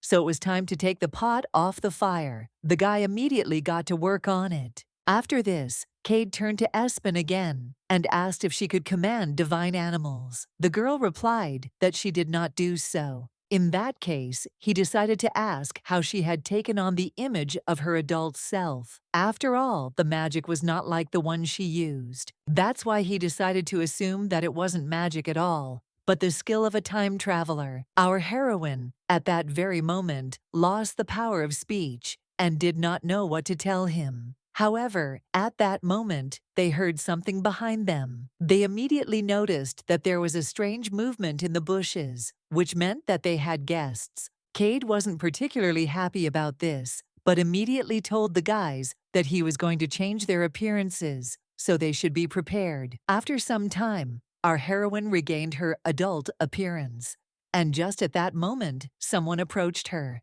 Turning around, our heroine noticed the commander in front of her, which left her incredibly shocked. The action is transferred to some time ago. Sitting by the fire, Cade said that during the journey they will meet many people. The guy said that no one in the city itself would care about them. But there was one problem. Our heroine interrupted him at this point and dared to suggest that things would be different in the forest. The guy said that it was. In that case, our heroine leaned over and asked Cade to use transformation magic in the strange situation. The girl then asked how long his magic would last, to which Cade replied that, given his abilities, it would last around noon, but if he tried, it could last all day. In that case, she asked to use magic until they realized that the person they met could be trusted. That's right. That's what they agreed on. But Espen didn't take one thing into account. She almost had a heart attack, thinking that Zenok, in adult form, was his father. She thought Cade would turn him into a completely different person, like Cleary. At this point,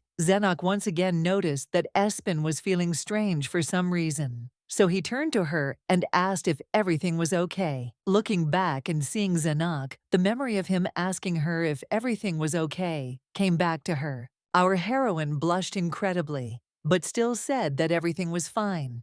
So she asked him to move away. The guy was upset that she was reacting this way to his touch, but he still didn't resist. Just at that moment, the guy who was the cause of all the commotion dared to come out from behind the bushes. The boy asked in surprise if they were the owners of this land. All our heroes immediately grabbed their swords. Now the stranger understood that apparently he had taken a wrong turn somewhere, because getting here was very unpleasant. Looking at the girl, he realized that she most likely had some unusual skills, so it seemed that she could easily break his bones. Of course, he threw his dagger on the ground and, smiling sweetly, said that he came in peace. Soon after, he bowed and apologized for dropping in. So suddenly he was just hungry and had followed the smell. The boys looked back and glanced at the cauldron of soup, and soon they exchanged glances with each other. Our heroine immediately told the stranger that if he did something stupid, she would hang him from a tree. The guy said he understood, and after a while he was happily devouring a bowl of soup. At this time, the divine animals lay and did not move. Lepus suggested that they should pretend to be toys, and Flea asked what it was. One way or another, soon the guy finished his portion, and putting the bowl on the ground, he said that it was very tasty, so he was grateful to them. The guy then said that his name was Zach, and that he was an A-rank mercenary. He promised to repay them for their kindness. Our heroine looked at him and asked where he came from. The guy said that he was coming from the Portea estate, which is nearby. Zach said that the local forests are very large, so it is easy to get lost. He initially had a guide with him, and he also lost his money and compass. Mercenaries. These guys get requests for a certain type of work. Of course, as a rule, they are hired to kill animals, monsters, or to accompany. Our heroine immediately decided that this sounded too stupid. A mercenary who got lost along the way. It was funny, because he was an A-rank mercenary, as he said. Also, judging by this guy's things, he has been doing this kind of work for a long time. So Espen is sure that he would not allow himself to be robbed by some guide. Zach interrupted Espen's thoughts at this point, telling her that he thought she was being too wary. Soon after, he asked in surprise where they were going. Espen asked in confusion why he cared. In that case, the guy said he would tell. The guy smiled and told them that he was heading to the Shua estate. Our heroine, of course, was wary and asked why he was going there. Zach decided to remind her that he was a mercenary and had an order there. It seemed logical. However, our heroine looked at him thoughtfully. Zach asked what was wrong, so he asked them to tell him what was bothering them, and he would help them. Espen said that they were also heading there. However, since they were coming from far away, they knew nothing about these lands. The guy suggested that they needed information, and he could share it with them. The Shua estate and the neighboring residents are going crazy because of a criminal who is setting fires. As he knew, this attacker was a man of about 30 years old, who first of all sets fire to the forest. Soon after, he happily returns to the city and sets fire to private houses on the estate, and then to the aristocrat's estate. Hearing these words, our heroine was in incredible shock, because literally just now, the fate of her family had been described. The guy said that he couldn't catch the criminal. Because of this, the aristocrats gather mercenaries to protect their estates. By the way, he is one of them. Zach said that they had chosen a bad time to travel, so he advised against staying at the estate. Soon after, he looked at Espen and told her that if his instincts were correct, she had some ability with a sword. He suggested that she carry out the order with him, since he was looking for some comrades. Our heroine gave him a confident no. She explained that she was not eager to work with an A-rank mercenary who had managed to lose his wallet and compass. She also added that if everything he told was a lie, then she would certainly not become his comrade. The guy laughed, saying that it was painful, and apologized. However, it was true that he was hungry and lost. He also assumed that his information was not enough to repay them for their delicious food. The guy soon went on his way and said that he would definitely settle accounts with them the next time they met. Our heroine asked herself in surprise what the next meeting meant. They had no reason to see him again, but as it turned out, they were wrong. The very next morning, they were surrounded by knights, and, of course, Zach was among them, who told his sister that they had finally met again. Now he asked if they needed his help. Our heroes left the forest and finally arrived at a place located near the Shua estate. They reached the Sorte estate. Standing in line to cross the border, our heroine realized that they had about 3 days left to travel to their destination. The heroes decided to use shape-shifting magic so that there would be no problems when entering the estate. Anyway, Cade had an ID card stating that he was a mage's apprentice. Finally reaching the knight to let them through, the man looked at them in bewilderment and put forward a ban on crossing the gate. Cade said in bewilderment that as far as he knew, the photo was taken by presenting an ID, and 2 more people could pass through one at a time. The man said that this was indeed the case, but due to the recent situation, the rules had been changed. Of course, it was about the arsonist, So the knight asked for forgiveness and hoped that they would understand that this was being done for the safety of the estate. As he explained from their rumors, the arsonist could be a magician, and for this reason, they carefully check the identity of each person and their credentials. The man said he wanted to see the Cade comrades' IDs. Our heroine immediately thought about it. What to do? She had no such thing. In turn, Zenok of course had it, but then everyone would find out about his identity. Looking around, the girl realized in horror that they would not succeed. And this was the final stop. She even thought about saying that they were mercenaries accompanying Cade. Just at that very moment, another knight approached the captain and began to whisper something in his ear. At that moment he screamed and pointed his finger at Espen and ordered the knights to seize her. The girl realized that it was too late to say anything. In this way, our heroes were surrounded by a whole bunch of knights and were at a dead end. Our heroine certainly wouldn't want to find herself in such a situation. And everything turned out that way because they were taking so long to answer. As the deputy commander of the knightly heavenly order, she had never found herself in such situations. Looking around, our heroine understood that they were fighting ordinary soldiers and that it would not be difficult to break out of the siege. But then they would be considered arsonists. The captain of the knightly order looked at the suspicious guests and asked them to show their identification. Otherwise, they would take them into custody. Our heroine began to calm them down, saying that they were just ordinary mercenaries. The man then asked to show the mercenary card. After these words, an explosion occurred in Espen's head. What a great excuse she had come up with. What to do now? Now the knights will have even more questions than they could have had. Just at that very moment, Espen heard a familiar voice behind her.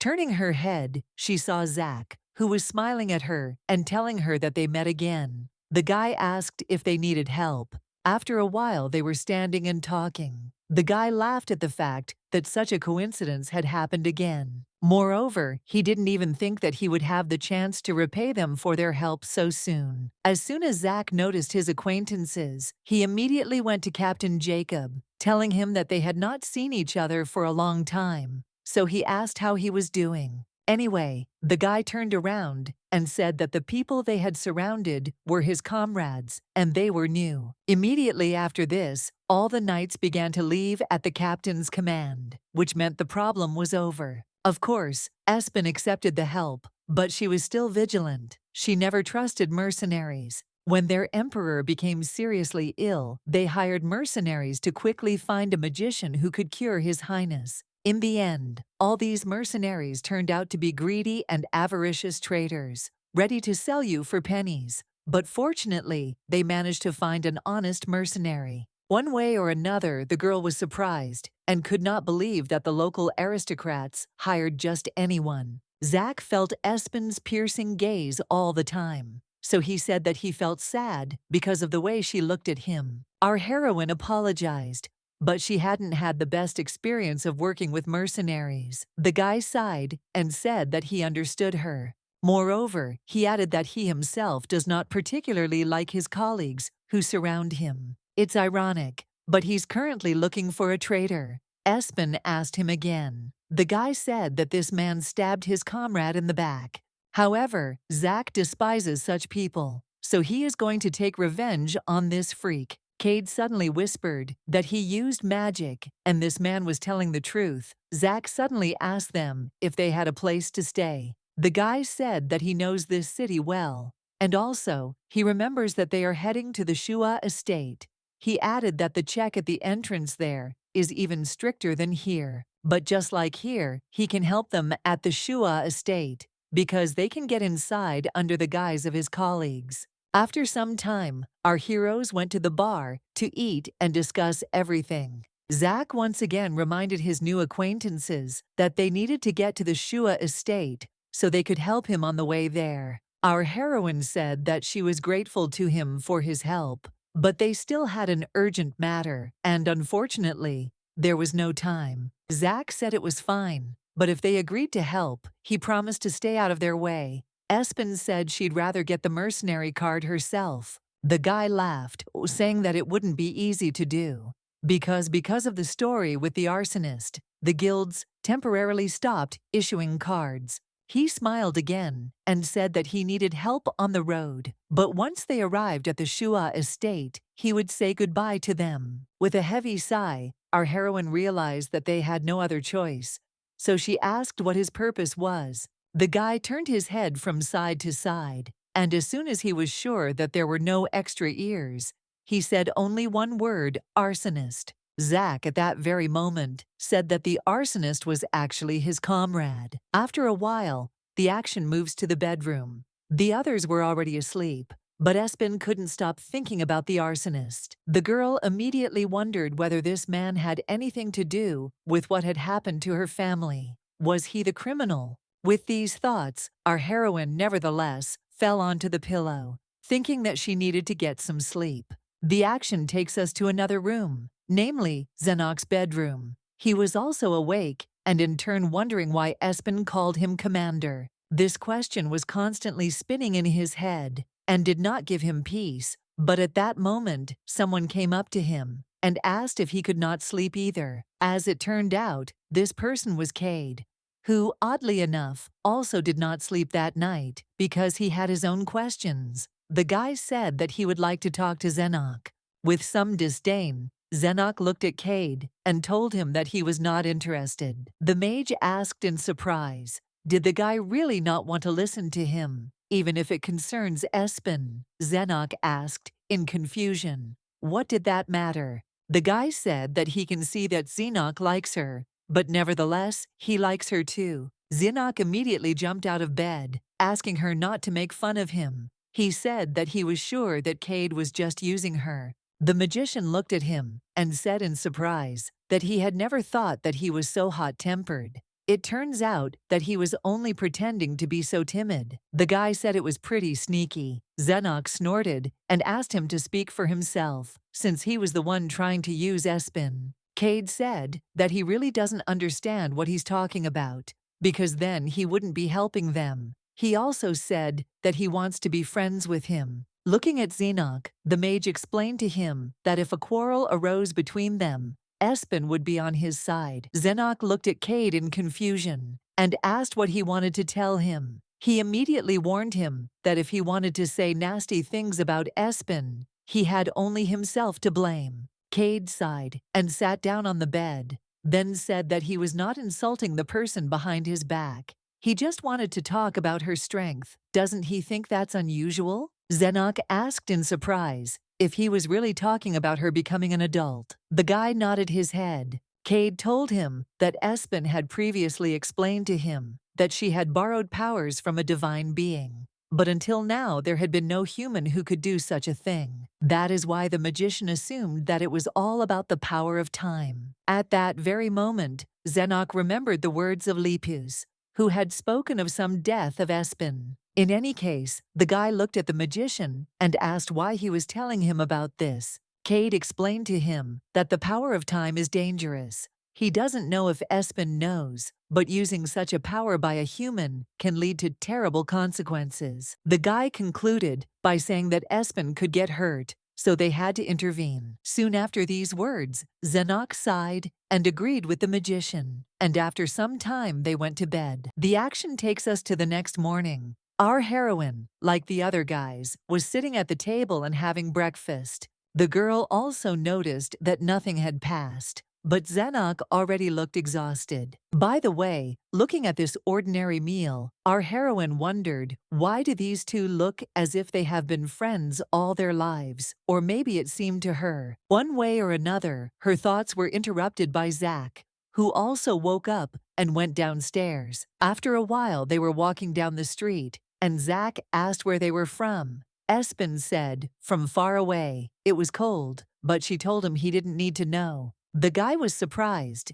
and said that they were now friends, so why not be a little friendlier? Espen reminded that they were talking about help, and they hadn't come to get acquainted. Zach thought about it and said that she was right. They would help him with the arsonist. By the way, our heroine asked to tell more about him. The guy said that there are rumors that the arsonist is a man of about 30 years old, and this is not true. He is a magician, but the arsonist is also a skilled swordsman. so he is called a swordsman magician. Our heroine was surprised by this because it is a very rare phenomenon. A swordsman is a person who simultaneously wields a sword and magic. Zach continued to say that most of the time the arsonist lives near the sea, and our heroine understood that the criminal was very talented. The guy added that their target was born in the north, and his character is very complex, and, moreover, at times he becomes gloomy. At first, he acts nice to people, but soon he reveals his true nature.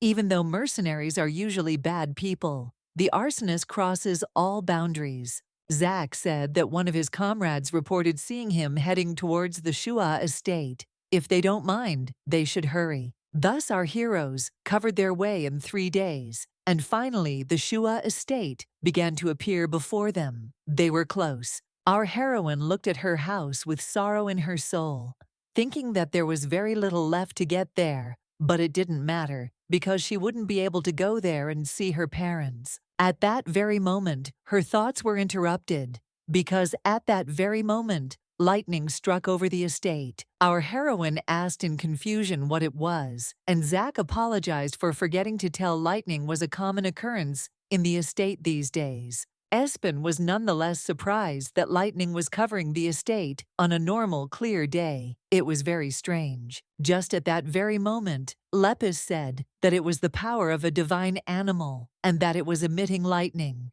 Flea happily said that it was Rika. Lepus also said that compared to the others, this creature is very dangerous, so she should be careful. He loves lightning and fire and hates people. Meanwhile, the action takes us to the estate, where the maid walked along the corridors and looked for her mistress, not understanding where she could be. Meanwhile, little Espen was sitting under the table, giggling and saying that they couldn't find her. At that very moment, a man looked under the table, saying that he had found her, but the maids were scared. Of course, this man was Count Shua, who took his daughter in his arms and asked where her mother was. The girl replied that she was in the garden. Walking to the window, the man suggested that his daughter was too bored to be in the estate all the time. Espen sighed and nodded her head. The man looked out the window, hoping that the criminal would be caught as soon as possible. Then he said that they called the best mercenaries, and they had to spend a lot of money to hire a magician. Looking at his daughter, he noticed that Espen was just looking at him with surprised eyes.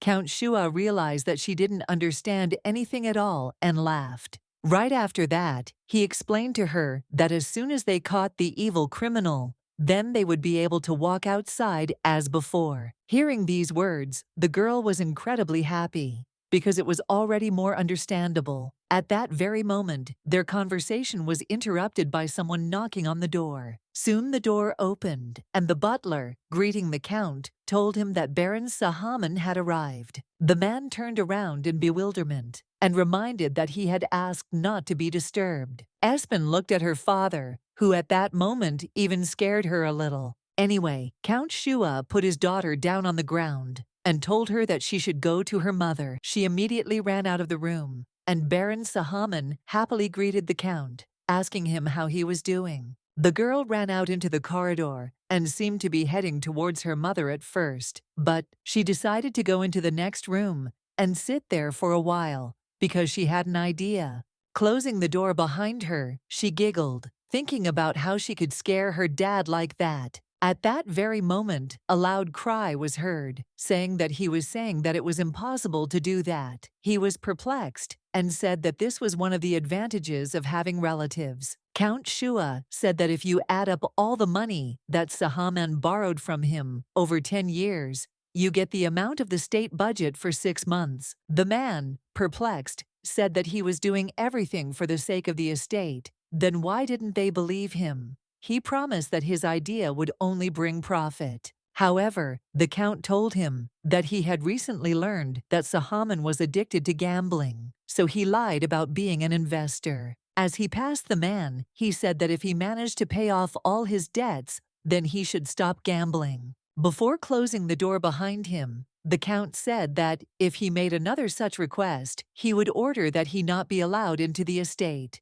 Espen was very shocked that Dad was so angry that he even slammed the door. Soon she ran to the door of the room where her dad was to see what was going on. In the room, she saw Baron Sahaman, who was incredibly angry. He asked how Count Shua dared to talk to him like that. Meanwhile, the action takes us to our heroine, who was standing in front of the estate. Of course, looking at her native estate, pictures from her childhood, in which she was next to her parents, began to appear in her head. Zenok saw how depressed Espen was about being here, and that made it hard for him too. At that very moment, Zack approached them and said that they had been traveling for several days, but in the end, he still hadn't heard anything about Zenok and Cade. As far as he could tell, one of them was a mage, and the other was a swordsman. The guy asked what kind of swordsmanship Zenok had, and he hoped that he was at least on his level.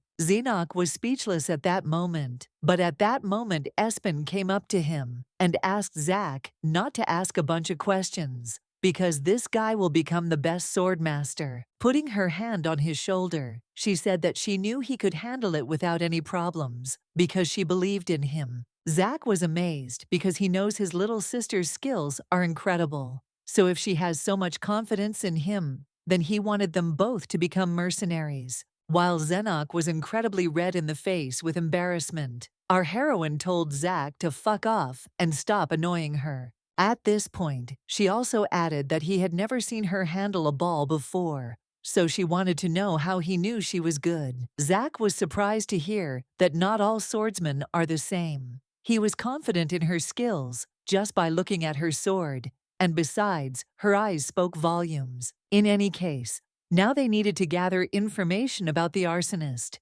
What did they think about it? Our heroine said that they would work on this task separately. The guy then said goodbye to them and said that they would have to meet here at sunset. Espen, in turn, turned to the boys and said that they must find the divine animal. Our heroine recently noticed that lightning had appeared in the sky again, and she immediately remembered the words of Lepus. The girl suddenly thought that the abilities of the divine animal and what the arsonist did were very similar. Are they connected? She immediately thought that this could be the reason why the arsonist was in this estate. Or maybe she even thought that it was more complicated than that, and the fire was the fault of a divine being. In any case, she would never know. She hoped that Cade and Flea, who had gone out together to look for traces, would find at least something. Sitting on the bench, she thought about how tired she was. Still, there were too many thoughts in her head at once. At that moment, Zenok came up to Espen and told her that she looked tired. He wanted to know if she was okay. Putting his hand on her face, he also said that she was all red. Espen at that moment stopped even hearing her own thoughts. She sheepishly assured herself that it wasn't because of him that she blushed. They needed to finish their business as soon as possible and return to their previous images. At that moment, when our heroine turned her head, she noticed a strange man who was muttering something under his breath. Looking at him, she realized with horror that she remembered this man because he was her uncle.